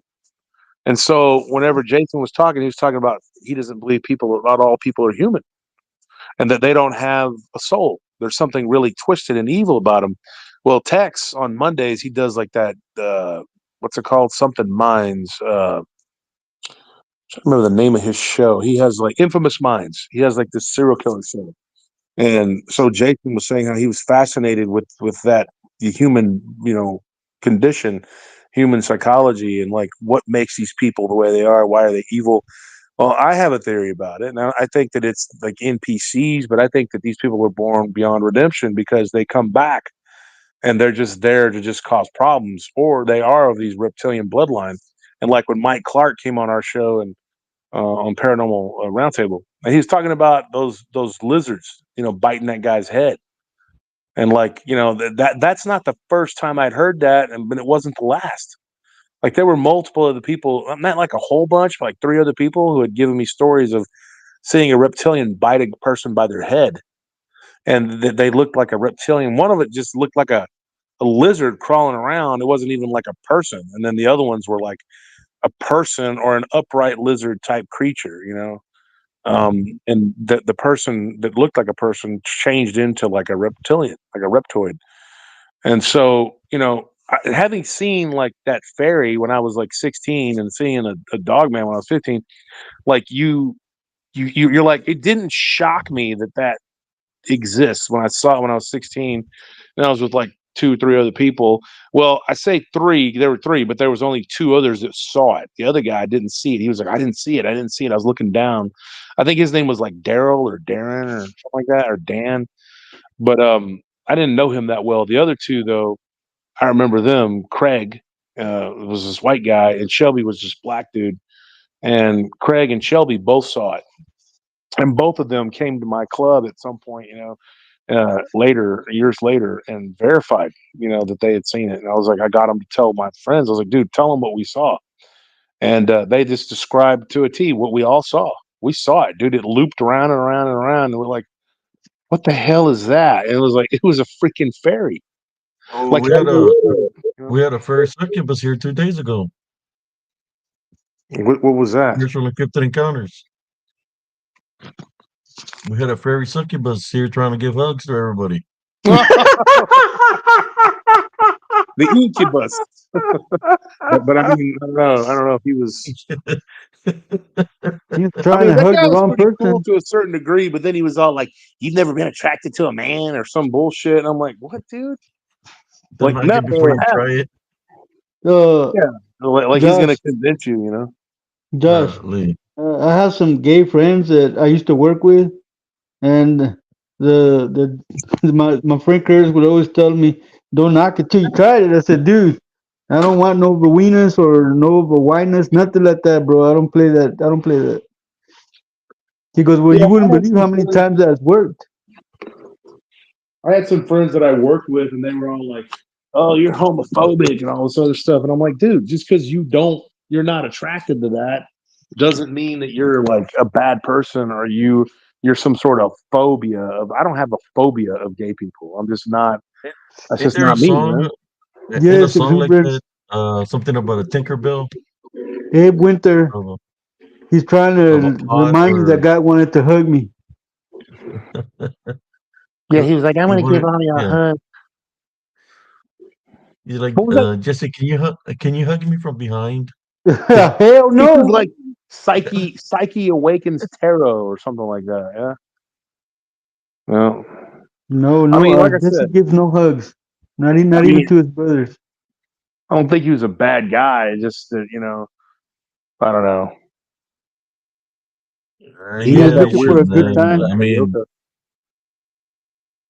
if I was a psychiatrist, he'll be knocking a lot of push-ups. I'll make a man out of him real quick. I don't know, man. He's the Push kind of up, guy sit that up. goes to jail and they ask him what he's in there for. He'll say good times. And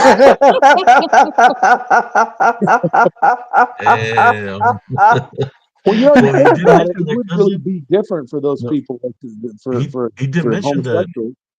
he was talking about jail. He was talking about Hmm. jail.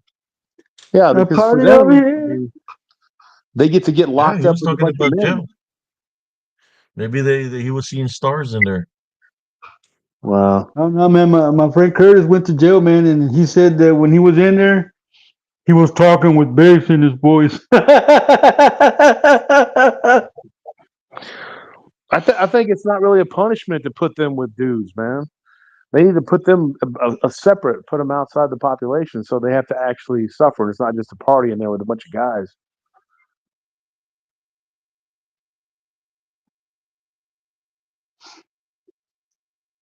Uh, they have those unclean spirits in them, bro.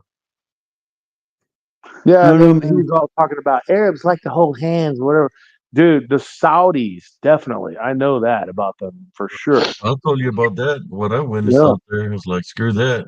They have you're them. 100 They have percent accurate on literally that shit, bro. demonic. They have demonic attachments. Screw that. Well, what they do in their culture, they're so obsessed with women being inferior, and that they don't let the women be around the men. So, but these men have to breed, so they have to have children. So they only use a woman for procreation, and then they all have like gay lovers. I'm talking, there's a lot of it, dude. There, a lot of them are gay. That's making my stomach turn flip flops, man. You would never realize the highest rate of homosexuality in the Middle East is, of course, it's Israel. They're a lot more westernized and open about it. It's not under Islam, so you don't really know the numbers of the other countries accurately. But I would say it probably is Israel and Saudi Arabia together. Those are two of the most. There's a lot of homosexuality there, like Canada, big time. Do what? Canada. Yeah, well, it's not in the They Middle East. Though. I was talking about the Middle yeah, East. but they I think some. I was saying something here, and somebody said that if I was in Canada, they put me in jail. Oh yeah, Something well, like good that. thing we're not. That was dealing with that. That topic. How we're talking about the Bible that day about Sodom and Gomorrah, and they told me if the government of Canada heard me talking like that, they'll put me in jail. Yeah. Well, they've become a leftist shithole, so that's probably why. Tex Learny says that guy went a bit weird. Yeah, he did, man. He started going off the rails, dude. He couldn't maintain himself. I don't know what the There's hell he part. was drinking, but he was drinking What? something, and he started getting loose like a goose. Nah, he started pulling out the knee pads. Yeah, he got weird, dude. He got all weird. And they start asking you these dumb. They always do that too. They'll ask you these questions like they're trying to fill you out or something. I didn't really appreciate that, man. They really got out like off topic and off the rails. Because working downtown in a nightclub, you'll have these people that are come in there and they'll be like, "Oh, you've never like thought about this and that." I'm like, dude, why are you bringing this shit up, man? They're just throwing out feelers to see who they can, It's hit probably on the or thoughts they have whatever. at the LBO, where they have the little fire going on with the marshmallows. Can I tell you a story, Josh? Yeah, go I ahead. I used to work security at a club. I was a bouncer, Hmm. and every Saturday night, man, there was a one of those guys that plays on the other team that would come to the club, and I would see him, and me and my partner would switch lines while we were, checking people for contraband and weapons. And I would see him switch lines, and I would jump over to the next line, and we'd switch again, and he'd switch again. So man, he would like when I would frisk him for weapons, he would go like, "Ooh, daddy, man," that would piss me off. Something Uh, fierce, man. I had to like wind The up hell? just slapping him in the back of the shoulders. You okay? yeah, I'm right here. Yeah, that was just like I don't know why he did that every weekend. He would do the same thing, man. There's a courses for Josh Turner there. Courses for Josh Turner. It was a question went down something It's dealing with from it's from Cynthia. Have you heard about the Yaqui tribe having Yeah, scales from their ancestors? the Yatki from northern Mexico, right?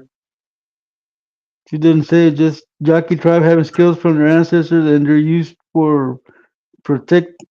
They also are very jealous of the one who owns them. They're tiny and don't very old. schedule conversation.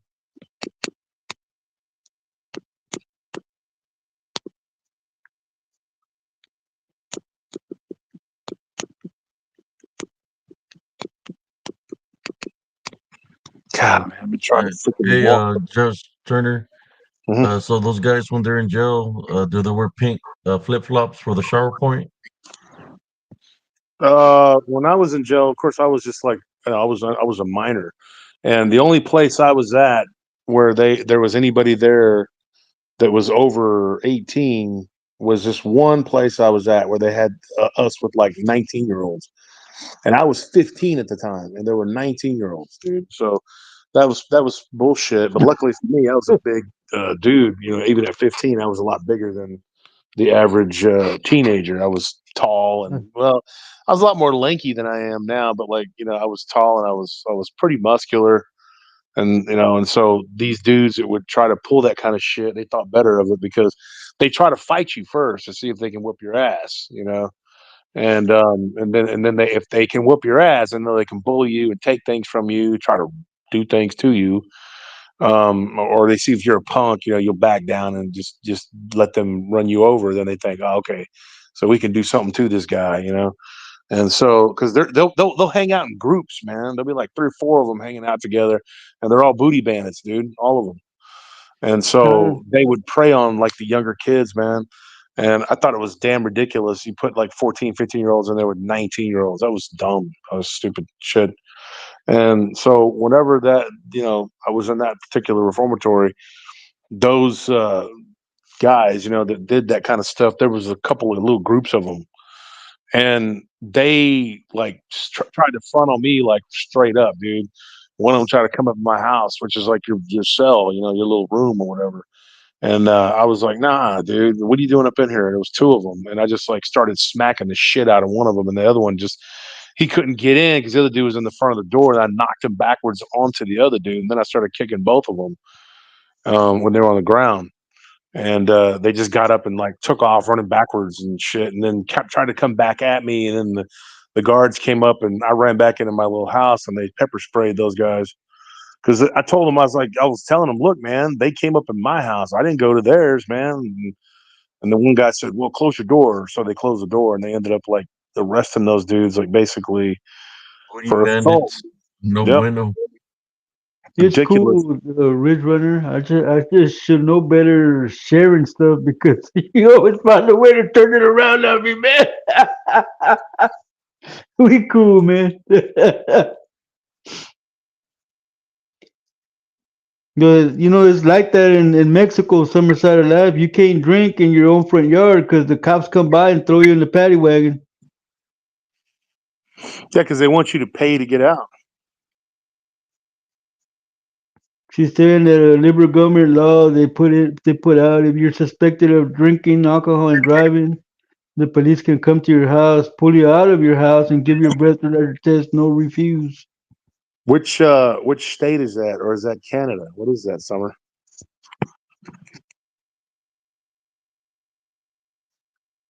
It wasn't scales that we're talking about earlier, guys. It was scalps. Yeah. Dealing with black magic was used when made them through the generations.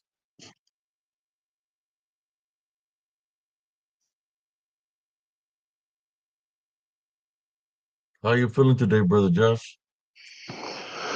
Foot is gotten worse, I think, from yesterday because having to put so much pressure on it. Canada, huh? She said. Okay. And then my knee is just pretty much just like yesterday.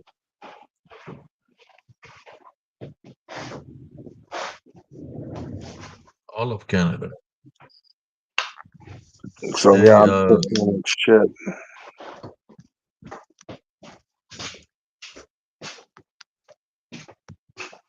I did a video today, brother Josh, out there Yeah, I in the saw that. woods, man.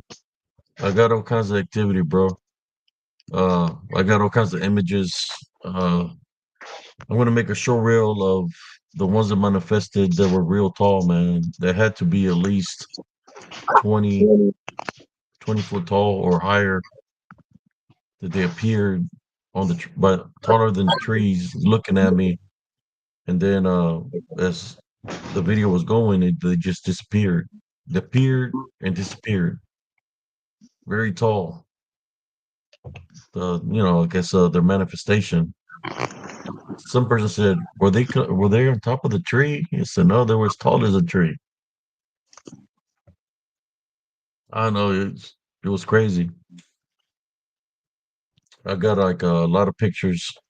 There's one. I don't want to do a saber-tooth tiger segment, but whatever it was on all fours and it was all black. I know it wasn't a Black Panther. It was bigger than a Black Panther, but it was all muscle, like like the manifestation, but it was black. I don't even know what that would be considered as. If it was prehistoric. Was there such a being like that back in the prehistoric days that was all black? That Well, looked I mean, like a panther? there's a lot of different types of beings, depending upon like you're talking about the cats. And now they had Cats, different yeah. species. Yeah, there were different types. There were different species. There were some that were like there was one class that was a lot smaller. They could be anywhere from 60, depending upon the species or the subspecies, and they could get up to 220 pounds. That's what they How, estimate. Then, how tall or I how think big? they're like 4 feet. Like they were pretty tall. I mean, they get pretty big. They're pretty massive. 220 pounds is a pretty big animal. That's scary. But then you think about it. It's like there were some though. There was another class, and it kind of jumped to these ones that were anywhere between 400 and 500 pounds. And then there was another one that some people believe existed that could have gotten up to 600 to 700 pounds. But you're starting to get into some seriously big territory there. And I've seen the skulls of some of these lion and tiger and the smilodon and these different types of saber-toothed tigers and cats. And it's crazy. For that to be effective, for them to sink their teeth into something like that and use them as a kill weapon, um, they had to be real careful because those things could break. So those teeth were used, as a kill. They just wanted to kill it.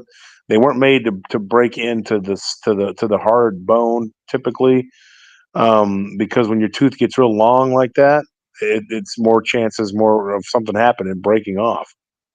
And so they use those as a weapon to sink itself into the prey in the soft tissue areas in the back of the neck and the throat area. Um, that was particularly horrible way to go. That But that strong jaws. oh yeah, very very muscular jaws, strong jaws would be more muscular and stronger than anything that exists now. Of course, these creatures lived, between 10 to 13,000 years ago. Um, but there were a lot of different types of cat species. The North African lion, for example, went extinct. I think the last known photograph of one was in 1922 or something like that. And then that was the last that it was seen, and I believe it was taken in Morocco. So that species was completely wiped out by the Romans. And I say wiped out completely. There was another one. There was the subspecies, whatever, and it was completely wiped out by the Romans. We don't even know what it. You know, we would never have seen it. By 300 AD, it was gone. But these are lions that were like almost like a prehistoric throwback type lion, very large, about 500 pounds. And I forgot what they were called. What their sort of like just given name was. There was a type of lion like it was from the Levant area, and then you had these different types of beasts, whatever. Um, that were, like the dire wolf, for example. Everybody's always captivated by that. They're always like the dire wolf, the dire wolf. Well, it wasn't a wolf at all. We know now that it was actually a dog that just looked like a wolf.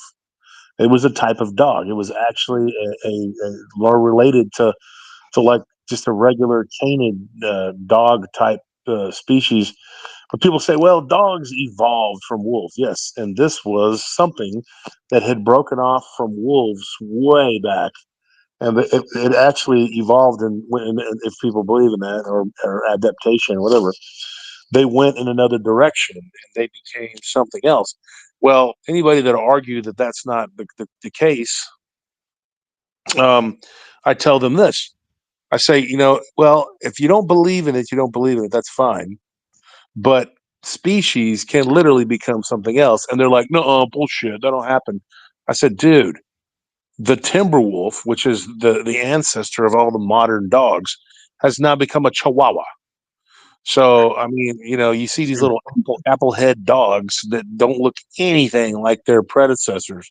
So at one point, not even a long time ago, just like maybe, a few thousand years ago, whatever, they started to slowly evolve into the dogs that we know of as today, as like, Rottweiler looking dogs. There was a dog that looked kind of like a Rottweiler, but it would be considered one.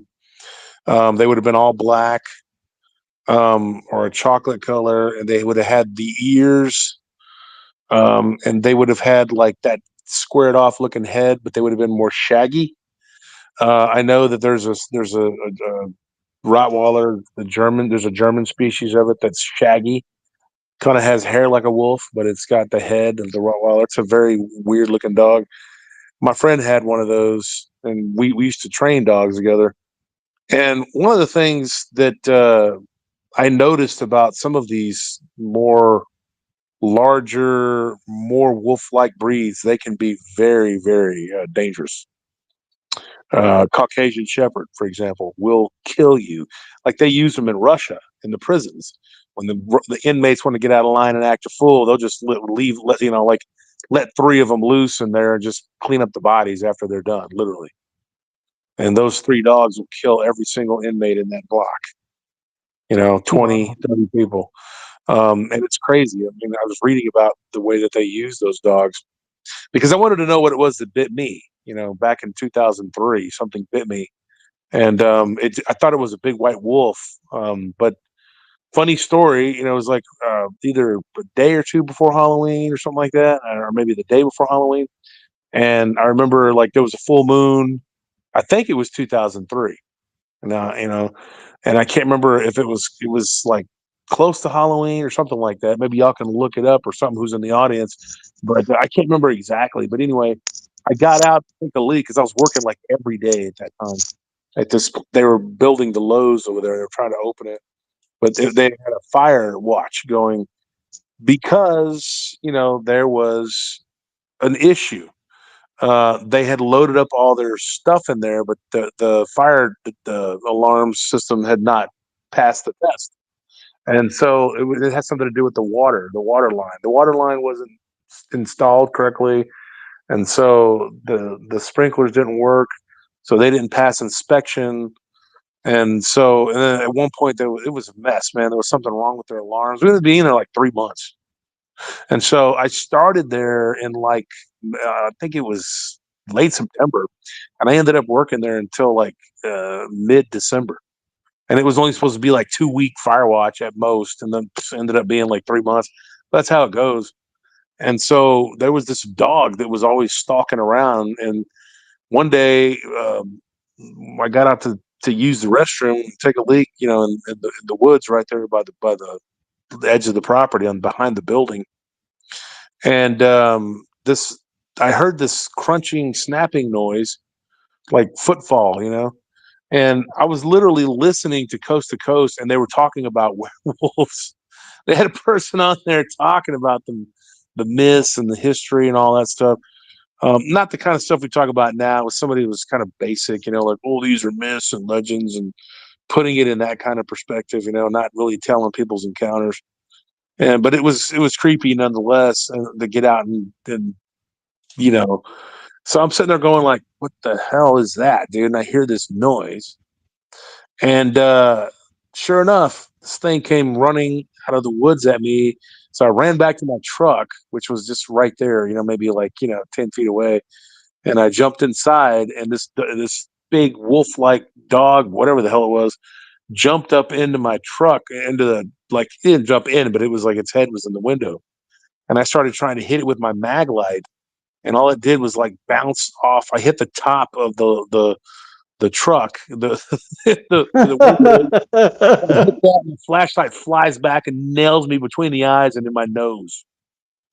Yeah, so not too effective. And then so I ended up like trying to shove it off my window because I'm trying to drive, but I'm like in a kind of precarious situation because my truck was in danger of like tumping over because I was like on this ridge, and then there was like this steep kind of embankment, behind there, and I was going sideways, and I was about to end up falling off of there, and this damn dog wouldn't get the frick off my truck.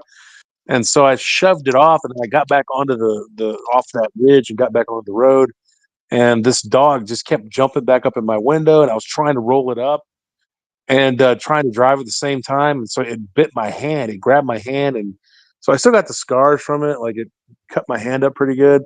Most of it's healed, but I still got a pretty bad laceration below the pinky. And so it was a big mess. And this dog, I was peeing when this happened. So when I got around to the front and I got that dog off of me, and I pepper sprayed it and smacked it with the flashlight, got it off me. I'm sitting there going like, God dang, man, this thing, chewed my hand, and so I'm bleeding and I'm thinking rabies, no telling what, and so the field captain had called and said, hey, man, what you got going on? And sometimes he would ask to see if I was working or not, and I thought maybe he didn't know that I was on yet, or didn't look at the clock ends. It's a different company I was working for. It was called Executive. And so I told this guy, I said, look, I'm not able to go somewhere. I'm working over at Lowe's. He goes, oh, okay. He said, well, I might stop by. And I'm like, I didn't think he would. And I was like, and if he did, I thought it would just be him, and he's this kind of goofy hillbilly dude that actually works with us now over here at this other company. And so I just figured it was no big deal. It was just him. And I didn't think he would show up because he would always say, oh, yeah, I'm going to come by, because he'll tell you that so you won't go to sleep when they check on you. And so then they don't show up, but they hardly ever checked on me. And so I just figured it was no big deal. And so I had urinated in my pants. I had literally peed myself because I was peeing outside, when I was by the woods on the edge of Sorry the to woods. hear that, bro. Yeah, I finished my Welcome, peaceful. oh, I'm sorry to hear that, Deborah. Yeah, so I've ended up Condolences. my so I ended up, like I said, I hung my pants up over the engine so they could dry, right? And it wasn't like a lot, but it was enough that I felt uncomfortable, and I was like, God dang, man, this is horrible. My hand was all bloody, and I wrapped it up, and I was like, well, I guess I'll go tomorrow to get shots. And then next thing you know, I hear this noise coming up at the gravel, and I was like, what the hell? And I couldn't see because I had the hood up. And so I stuck my head out of the truck, and I see these lights, and I'm sitting there in my underwear, dude. And so I'm like, I can't jump out of the truck and just grab my pants because their headlights were right on me. And I thought, oh shit, it's the field captain. He's really actually showing up. And so I was like, why is he showing up over here? They never check on me. And so he was being serious. He was going to come by. And so I'm in my underwear. I can't get out of the truck, so I figured I would just stay in there. And then as I see the truck kind of turn, go down the road, it kind of winded. And I was like, oh crap, dude, there's somebody with him. And so I jumped out real quick because I thought maybe before they'd turn back, that they wouldn't see me.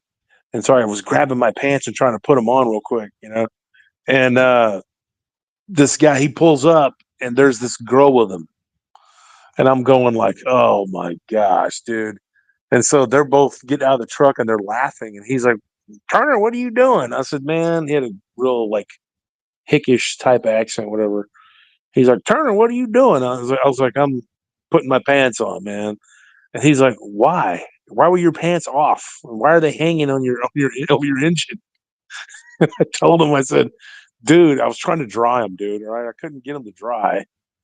And I just decided I was gonna just let the heat from the engine and like heat them up, whatever. I was trying something different, and So he was like, "What happened?" And I told him the story, And I figured, you know what? Maybe I'll never see this girl again. It's no big deal. No, dude. She ended up being on the patrol route that I was on at that place. And then when I was working at Cabela's, she was like the one that checked on me over there. And so I had to deal with her, man. And then I had to go to the office to get my check, the first paycheck after that. I saw her at the office. And she was like, "Oh, okay. You're wearing pants today." I was like, "Yeah." It's like, "Yeah." And then, of course they told me go get checked for rabies, and I had to get the shots and all that. But it was a freaky thing, dude. Yeah, that dog, it came at me again one time, and there's like that cage, over there at those Lowe's. They have that little cage where they have the gardening area or whatever.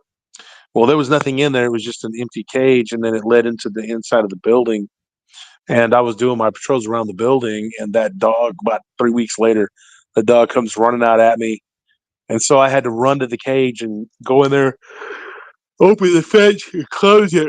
And that dog was jumping up on that cage, man. And my gun was in the truck, and I was like, dude, what the hell? So I ended up like macing this dog, and it took off, and I never saw it again. Thank goodness. But yeah, big freaking crazy mess. And so when I was going down the rabbit hole of these different species of these canines, because I had to study, this so I could kind of figure out, like, people were telling me they had seen different types of canines, but they always had like these pointy ears. Don't really get any stories of people seeing like dogs like with different types of ears. Sometimes they're a little more slick back, or whatever, they're straight up, but they're always like pointy and more wolf-like, triangular. The dogman ones are anyway. The ones that are like bear looking, they're different. The ears are like rounded. But this was crazy. Like, um, I learned a lot about dogs even back when I was like just handling them and stuff like that. The internet wasn't really accessible the way it is now, and you couldn't just look everything up. All the mysteries of the universe weren't an open book test. And so I was sitting there trying to figure out like what it was that bit me, and I came to the conclusion that it was this type of shepherd. And I know that there are highly, highly dangerous, highly aggressive dogs that are, different parts of the world. They're used for different things, but certain breeds, there's no other use other than to hurt people. That's all they're made for. They're bred that way. So, but they one time were all wolves, and then everything from the smallest little Chihuahua to the Caucasian Tibetan Mastiff or Caucasian Shepherd. Those dogs, they're just massive, huge dogs, over 200 pounds. And then you look at these little Chihuahuas, dude, all of that and everything in between. The Boston Terrier, the Bulldog, like all these dogs, man. The Lab, the Golden Retriever, the Poinsettia. I mean, when you look at these different dogs, they don't look like wolves. So when somebody says, these dogs, that's they're not, there's no evolution there, whatever. Yeah, we forced it on them. We made it happen. We bred them that way. So all it takes, I mean, literally, if you stop and you think about it, it's really a stupid argument when they start saying that can't happen, because it did. All it would take is certain breeds to interbreed with them over, a century, maybe, or maybe a couple. They would look like something completely different. And then it becomes like a whole nother, subspecies. If you were to take the DNA, you would see what they were related to. Because a lot of it's speculation. And when it comes to these big cats, a lot of that DNA is gone. It's like it's unusable. We have their bones. So people are like, oh, well, you could just use their DNA. Not it necessarily. It breaks down over time, and eventually it fades away. So they're just empty bones that are petrified, and there's nothing. I mean, there's nothing to say who they were related to or what. You don't know. You can look at the structure of their skull, and you could kind of say, hey, okay, this right here, this is this. But you don't have DNA evidence to back that up. And that's the way it is with the dire wolf. They finally figured out that the dire wolf was not a wolf; it was more like a dog, which is crazy because dogs evolved from wolves. And I'm saying that they really did. They evolved from because we forced the evolution on them. You see what I'm saying?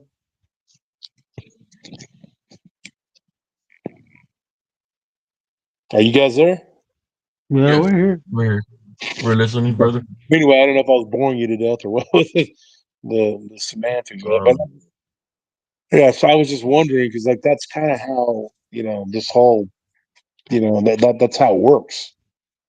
They can Hmm. take different breeds of birds and change what they were from the start to the finish or something completely different. I mean, that's just selective breeding. And I think that a lot of what is evolution was done by different beings visited this world, like the Anunnaki. I think they did a lot of it. Yep, I yep, think that they created abominations, man, and they had things change from their original form into being something else.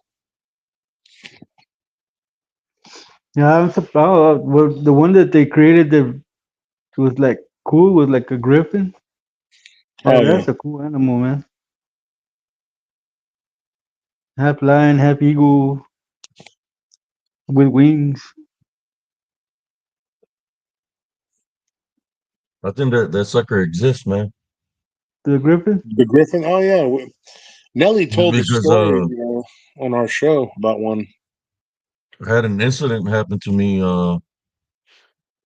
But in Elms Grove, I'm not in Elms Grove, in Acorn Creek, where I had built my house. It was an empty lot. I seen it get built up from the ground up, and there's one evening there were strange things happening. I was hearing a certain whistle, and that certain whistle my father would make it from the back of the woods, and sometimes I could hear my name being called, and it sounded like his voice, like something was trying to get me to go to the woods. And then I started hearing a noise out there. Started walking towards, because where I lived there was nothing but there was a barbed wire fence in the woods. So I was getting near the woods, and I started hearing this weird noise, like a bird sound. And when I got near it, then I hear like a sound like a roar of some sort, and then I hear giant wings flap, and I see something go up in the air, but it was making like two different sounds. It was massive. I don't know what it was, man. And it could have been something demonic. I don't know. It was making different noises, and I heard giant wings or Yeah. flapping, like powerful wings, because you could hear like you know what I'm saying, when it took off. And it was making weird noises. That's the only thing I could think of is something like that, like a griffin, something that because what was a griffin? What it meant? It was like a bird slash like a Lion lion or with Like a wings. something. cat. Yeah, that's what I was hearing. I was hearing like a lion sound, but then when I got close to it, I heard like the wings flapping, like something flew into the sky. In Elms Grove, I'm not in Elms Grove, it was called Acorn Creek. A lot of Hey, native, cousin. na- the streets were, yeah. I'm gonna get off, man. I gotta finish my laundry, man. All right, I'll be cousin. in the chat. All right, Bye, Josh. All right, Jesse, I'll see you, man. I'll be in the chat. all right, cousin.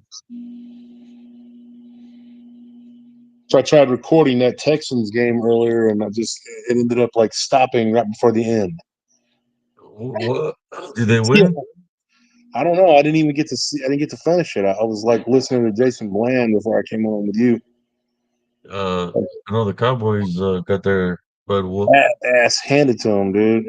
It was like they wasn't even trying, man. Well, they're just showing the capability of how far they can go as a team. I Yep. mean, I yeah, mean, that's your location where that's your barrio, your territory, and they got their ass handed to them. well, the last two outings in Arlington have been nothing but just an unmitigated disaster. I mean, it's just unbelievable, dude. They just been Do destroyed. you think Jerry Jones was running plays from up there? Et, Seems he like it. needs to phone home, man. That guy needs to bug out, dude. That's a big problem. That's what I think it was happening. I mean, calling certain plays. I mean, I don't know. A lot of people are pissed off. Yeah, I mean, I'm pretty tired of it. I know that they over the years, and I've stuck by this. I'm going to say this, and it's the truth. I've watched them get rooked in the playoffs, and I've watched them get rooked in big games that were pivotal to get them in the seeding for the playoffs. I've seen it happen. I've seen them get screwed, but Yeah. this is ridiculous. Like today, you can't blame anybody but themselves. They just played like shit, and they did that against Green Bay in the last game of the season last year, which the playoffs. It ended up being our last game because they just didn't play with that defense. Just like gives up, doesn't play with any heart. And then they acted like today they were out of sync, like the personnel wasn't correct. Overshawn should have been in there.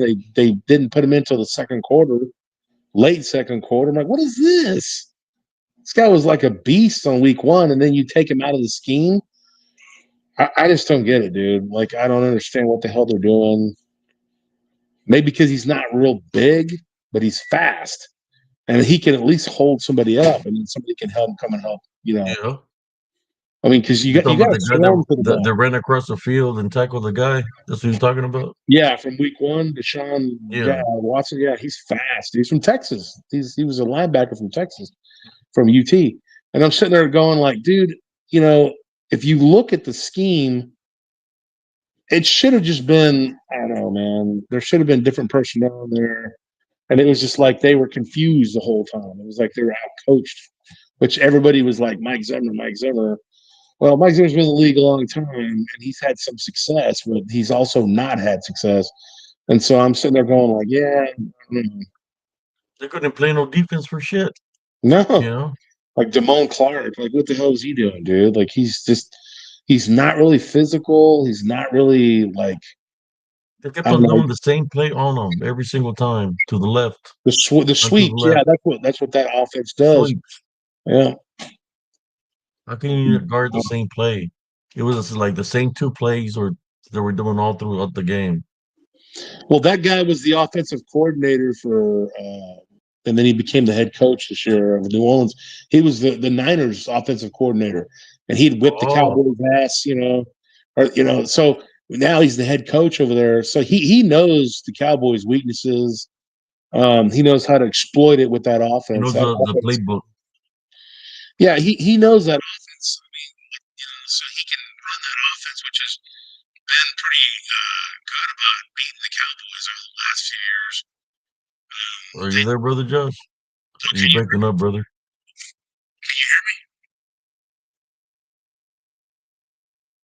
hear me? Uh, you breaking up, brother Josh?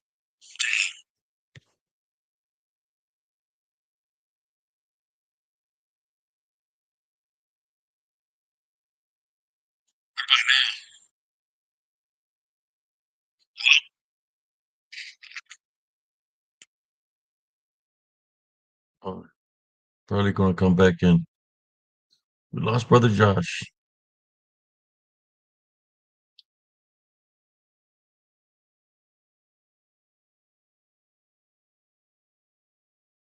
It was a Cowboys' fault that we lost brother Josh. You see, we talk about the Cowboys and everybody starts losing. We lost brother Josh. Fucking Cowboys.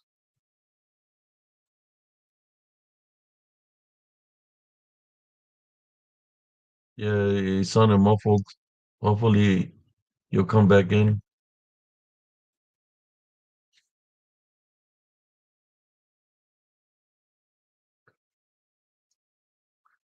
You sound like a robot. Patsy Trey. How are you, Patsy Trey? How is your evening?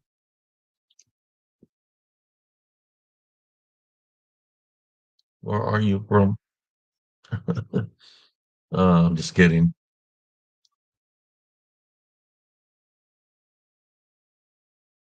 Oh, we lost there. All the going on here.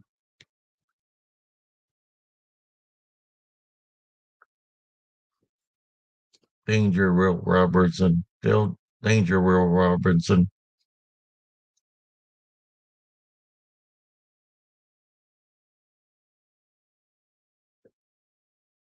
How's everybody doing tonight?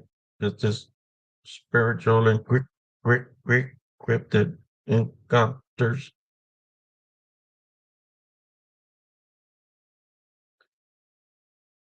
Oh, they won tonight. That's cool.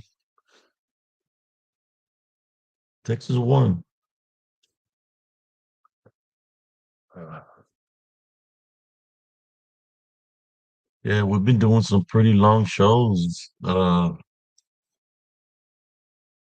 For like 4 or 5 days. Just long shows. I'm thinking about doing just a 3 hour show today and get me some rest. Uh, no, I want to go investigate for about, I think, like, I don't know, 35, 40 minutes out there. Which I'm going to place some of the things that I captured from that video.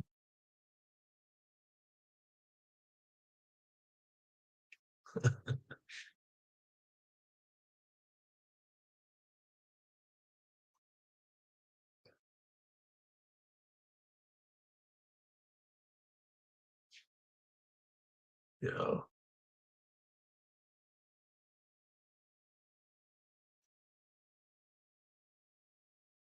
yeah. I was feeling it a little bit a moment ago because we have been doing, like, I think one night we went 9 hours, or it was like 8 hours and 59 minutes.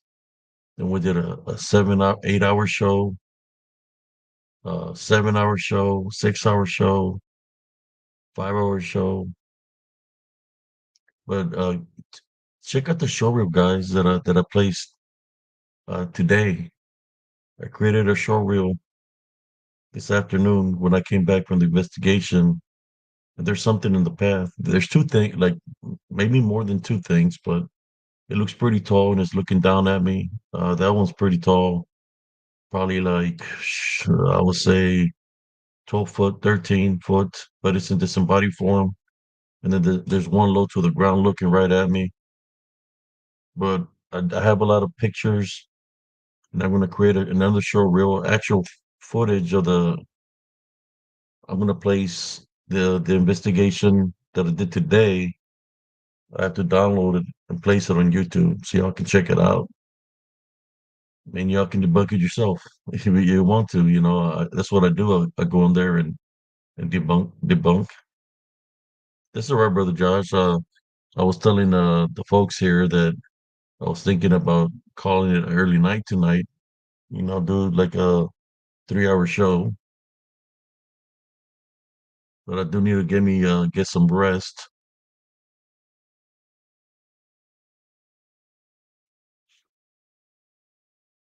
Uh, what I see, since I go investigate, what I've been noticing is when I started encountering the things that I capture, like in Elms Grove and in the locations that I go investigate, there were like some of these things that manifested. They were like 13 foot tall, possibly 15 foot tall.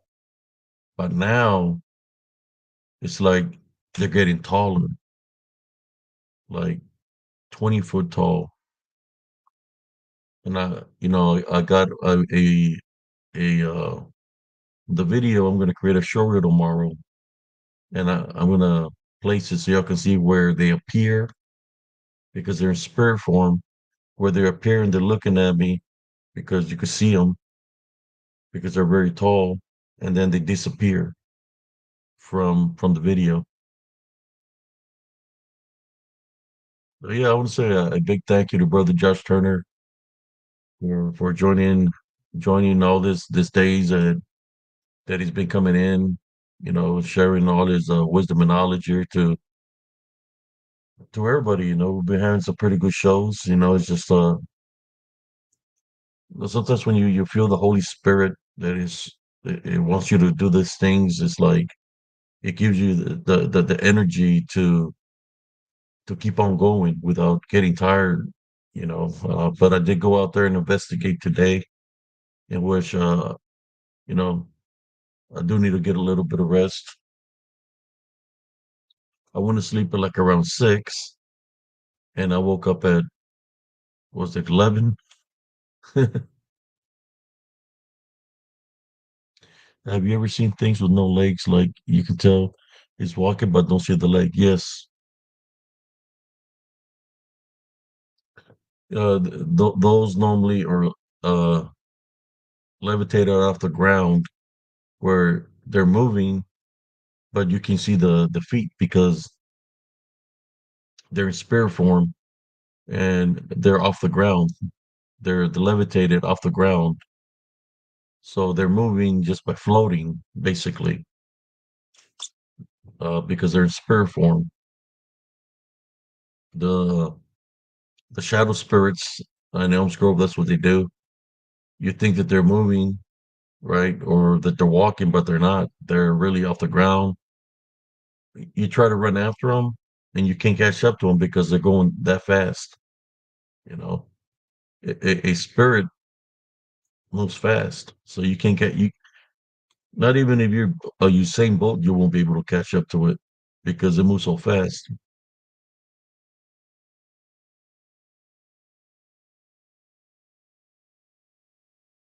Shadow beams will grow larger. One of them, Narwhals, that's twice the size. But yes, well, I have a picture. There's a short reel of Yin Yang where he's laying down on the ground. He doesn't look that big. When I debunked the video, he's very huge now. Yin Yang is black from the body and it's got a white face. Well, he looked huge. I caught him on the tape today when I was debunking him. He's very tall now. I would say like 18 to 20 foot tall. And tomorrow I'm going to create a show reel of him so you can see how tall he is. I'm gonna place the original picture where he's laying down compared to the picture how he looks now. You know, but it's something that's in spirit. Not unless is to me it's or it's in a different vibration, but it's tall and it look like his stomach is big. What I mean by big is no, that's what's freaked out by the picture. When we talk about someone being pregnant, right? That's what it looks like to me because the way the stomach is, it seems like it's pregnant because the way the stomach is shaped, sticking out. I don't know. And now that right there is confusing. I'm not trying to give it belief that it's something real because it's standing and you could look like it looks like it's pregnant.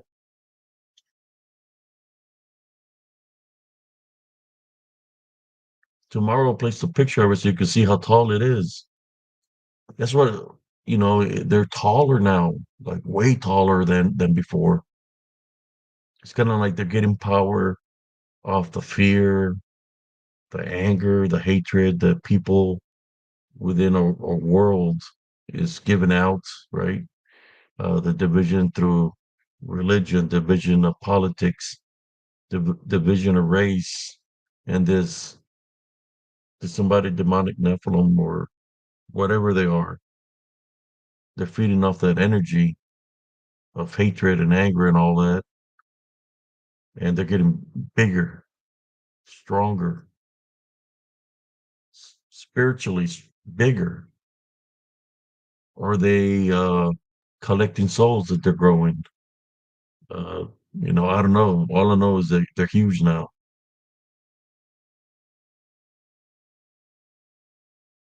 Yeah, I got a picture of it, Steven.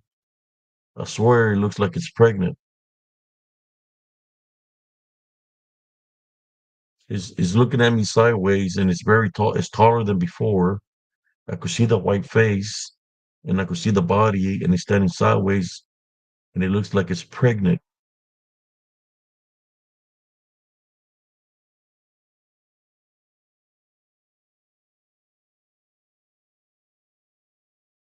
Yeah, no, it literally looks like it's pregnant. I swear, man. When I seen it, it's like, wait a moment, you're a freaking a spirit. So why are you manifesting to look like you're pregnant? You know what I'm saying? Is it possible? It's the question. I don't think so. I mean, if it's in the spirit,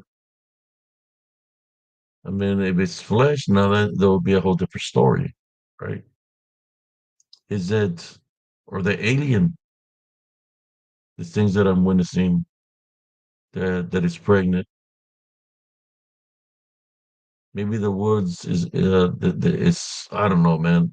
Like I said, I'm not trying to give a power in any kind of way, shape, or form, but that's what I witnessed in the picture. See a yes here. I'll show it to you before. I'll show it off my phone before I post it. But I think I'd rather show it to you on make a show reel so you can see what I'm talking about.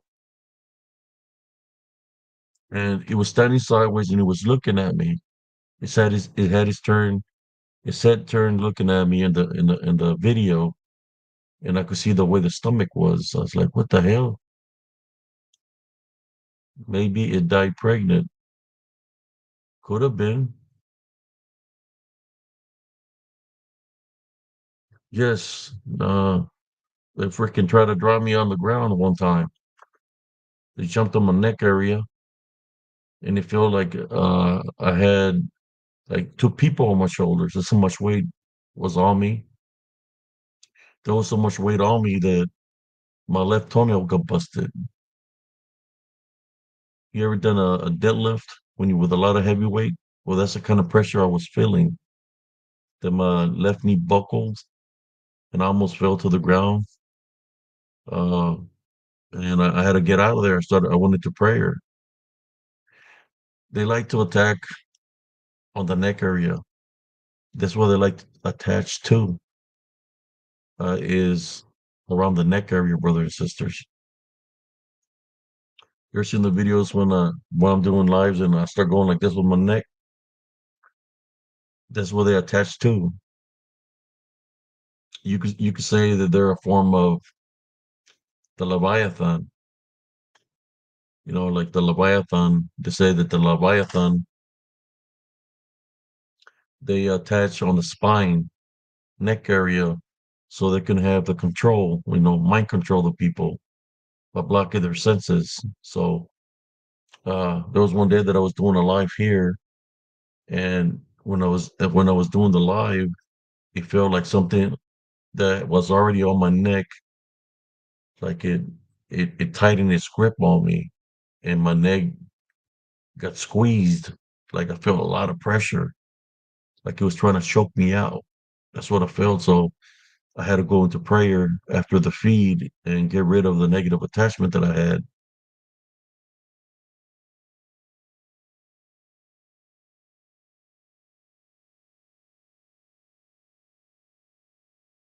It's not about the crucifix. It's about the faith.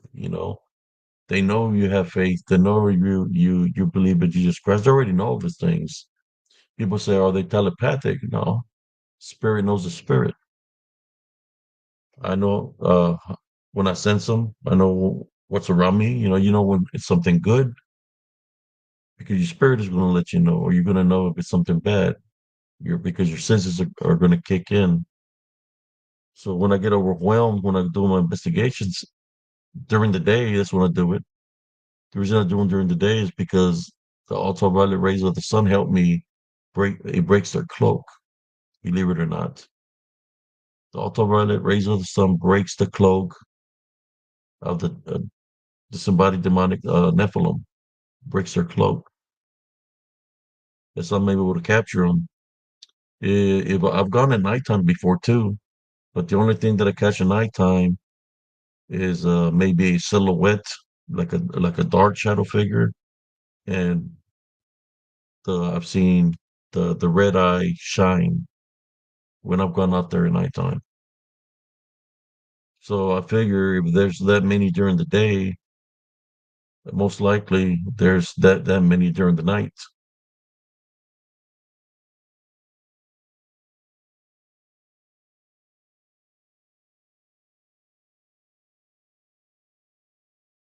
Well, that's what they're about. They dwell in hate, anger,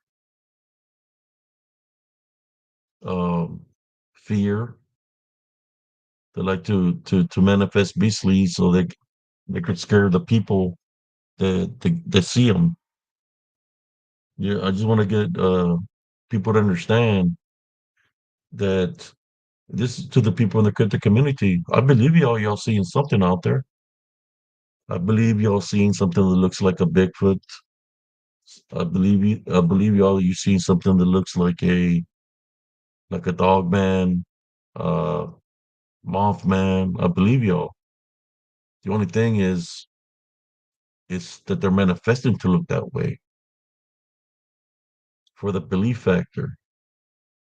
So just because it shows itself to you doesn't mean it's physical real, uh, spiritual real.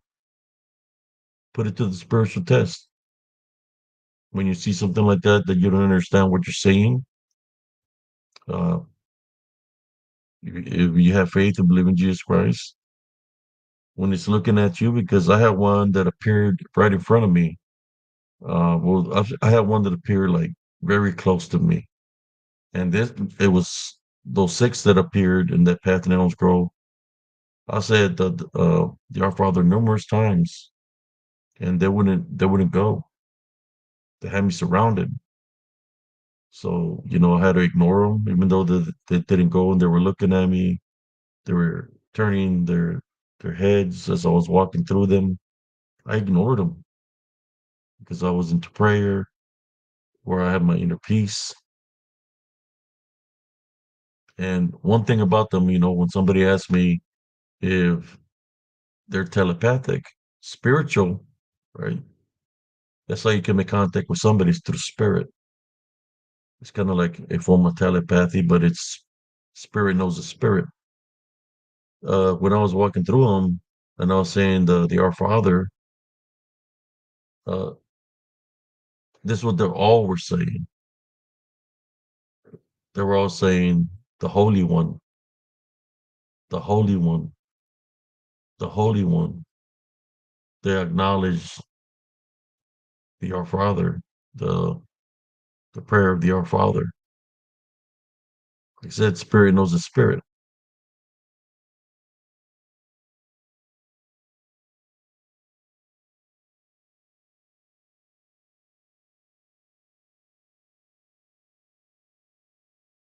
He can attack you.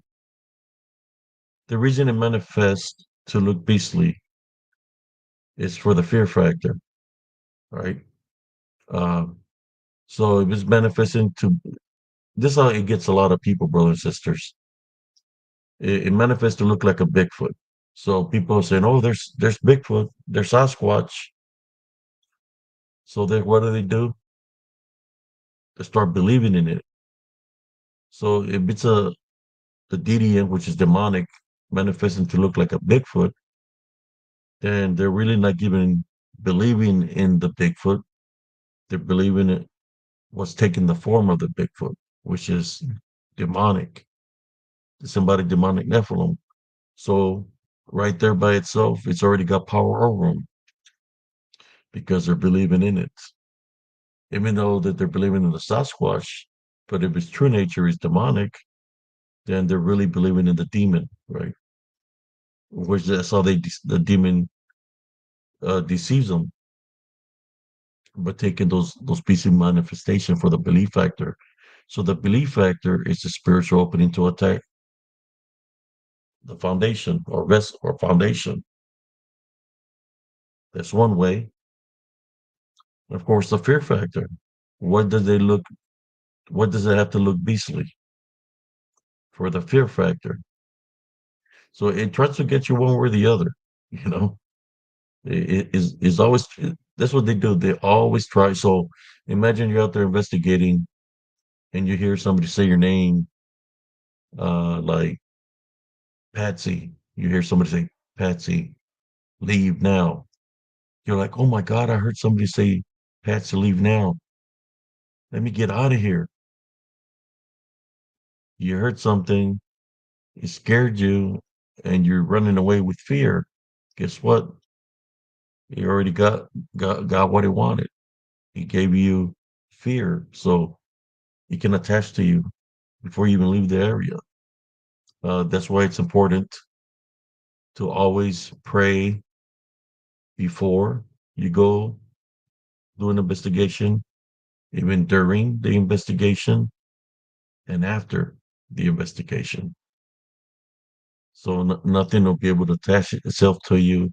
And if you feel there's something around you or your strange activity starts happening around your home, then you cleanse your home and you get rid of the negative energies that might have followed you or attached itself to you.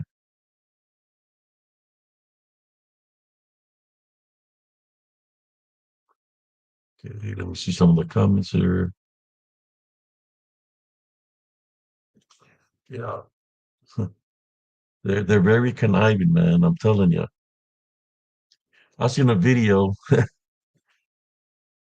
where somebody's out there that said that they're making some kind of yell.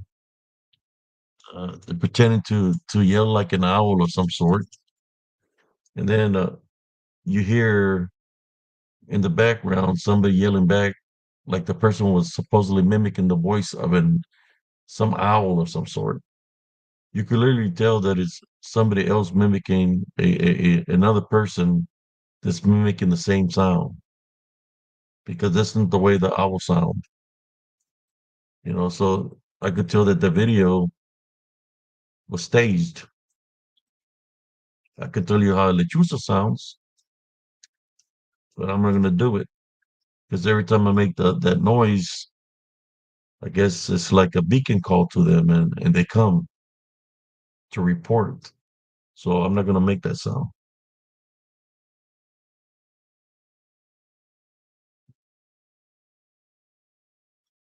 But yes, they have many ways to deceive you. They can manifest to look like a loved one, your children, your brother, your sisters, your mother, your father. They can manifest to look like somebody that's not here no more, that's deceased. They know what your strengths are, and they know what your weaknesses are. That's why I always tell y'all to always maintain the love foundation, because that's the only way we're going to be able to overcome them spiritually is through a love foundation. Not the other kind of love that old boy was talking about, the love of sin, the love of abominations, the love of that's not love. The love I'm talking about a heavenly love foundation. You try to use that other kind of love that's against the commandments of Jesus Christ, you're done for. It's an easy picking for them. It's the love foundation that has forgiveness, no hatred, no anger, no fear. Because through forgiveness, your spiritual gifts of discernment become that stronger. You get blessed with them, in which that's what I use when I do my investigations to be able to feel, sense, and at times see spiritually. That's what I use when I do my investigations.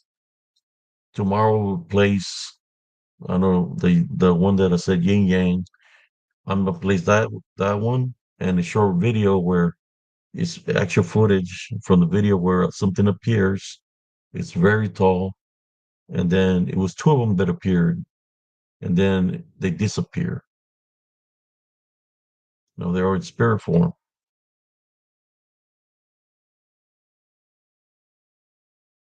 Okay, let me bring down the comments. I think yeah, okay, I'm on the right there on the comments.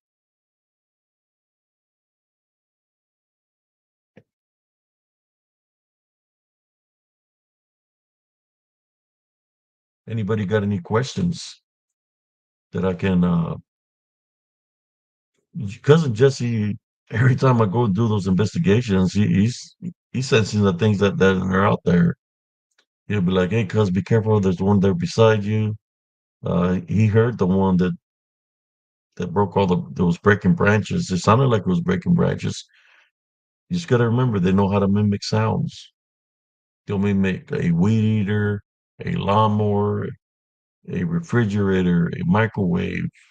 Uh, they can mimic the sound of wind chimes. They can talk different languages. They can mimic the sound of somebody crying for help. Like what happened to me. They have those capabilities just to try to lure you in deeper into the wood line.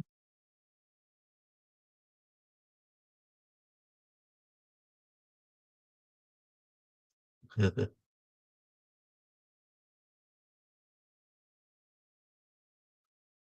night, Sister Cynthia. Yeah, I'm fixing to call it a night in a moment. Does anybody got any questions for me? Just keep an eye out for tomorrow because I'm gonna work on those.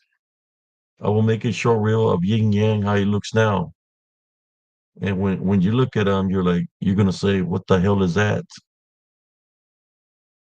Yeah, those are things that I catch from my videos.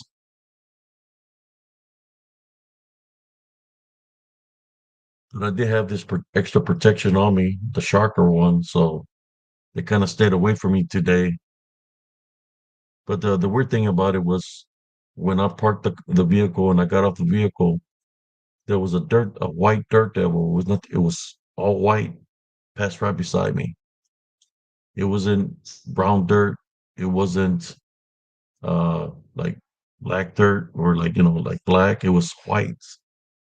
It passed right beside me, and then it turned into the parking lot, and it just it just stopped spinning. I guess it was like letting me know to be careful out there. I believe it's the heavenly angels or guardian angel just trying to tell me, hey, don't be going out there no more. Good night, Sister Cynthia. You have a blessed evening. Good night, Sister Liz. But in saying that, brothers, sisters, is there any questions anybody would like to ask me before I go tonight? I am finishing it. See, like at 3, so I can get some rest. I guess I have to. What I'm gonna do for those that are tuning in, when I get off right now, I will place the video of the investigation. So if you're still up and you don't feel like going to sleep, I'm gonna place the full video of when I want to go do the investigation.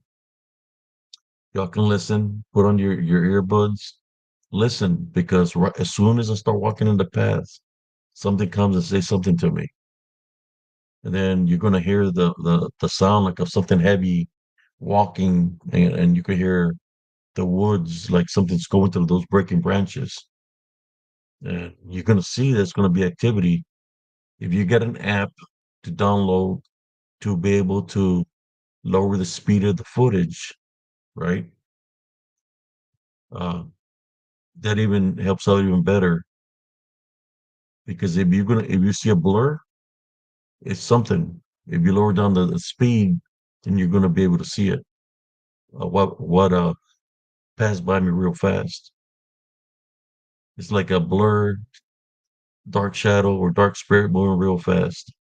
If do those these didn't have an odor like how demons smell like sulfur. Sometimes they have an odor, but it's more of they set your senses off. Hair stand up, magnetic interference, where your equipment fails. One day I went out there, all my hairs were standing up from my head and my arms. When that happens, even my equipment shuts off on me. Like it breaks the signal that my equipment fails.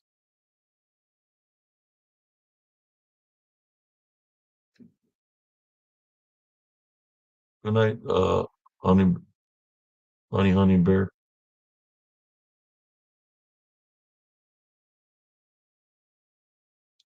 Yeah, but that's what I'm gonna do right now is when I get off of here, I'm gonna upload the video from that.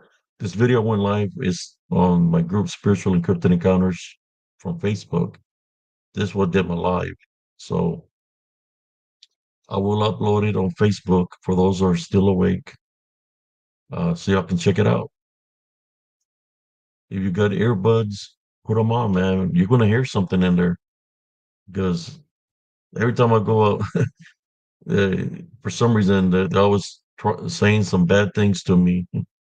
I've heard them cuss at me.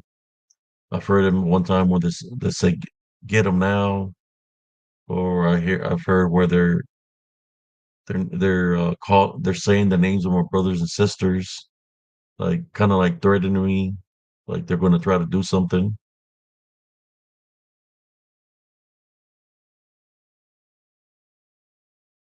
Yes, the affect the senses. Just by your senses when they go off, that's letting you know there's something around. That's why you go into prayer. When your senses are going off, it's kind of like they're identifying themselves to you indirectly. When you hear them speak in different languages, they're already letting you know indirectly that they're there. So, for those that are spiritual warriors, what we're supposed to do is call upon the Heavenly Father and we fight spiritually, right? They have to identify themselves to spiritual law. So, when they identify to me, sometimes they identify in that form, what I catch on video.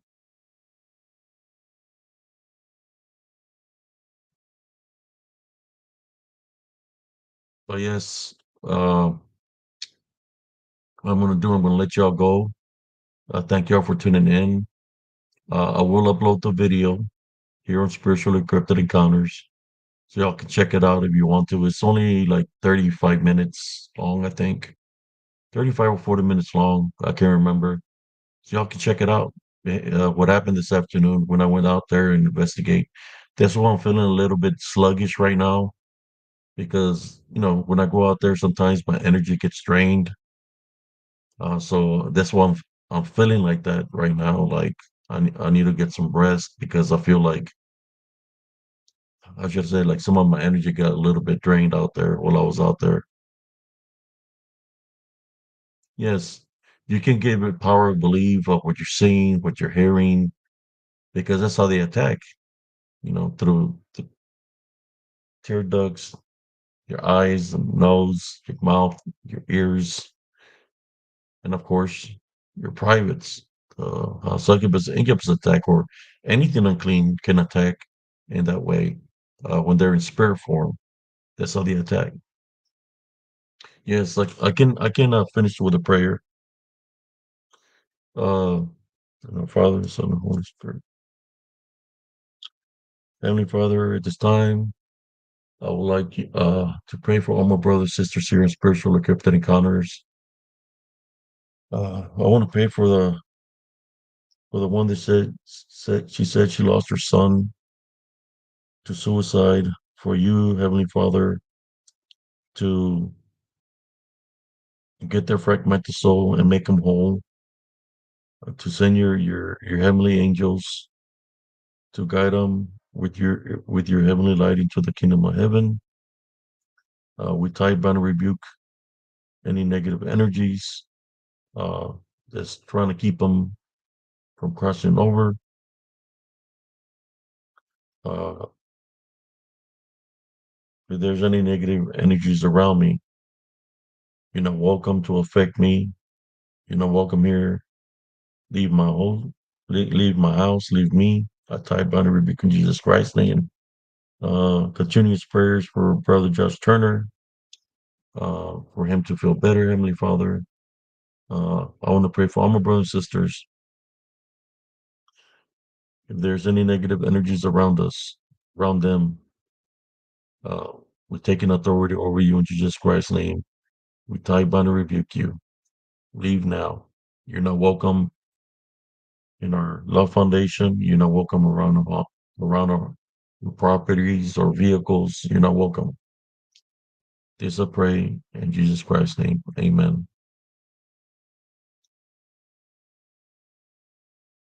Yes, I will recuperate tonight. In saying that, brothers and sisters, thank you all for tuning in here, Spiritual Encrypted Encounters.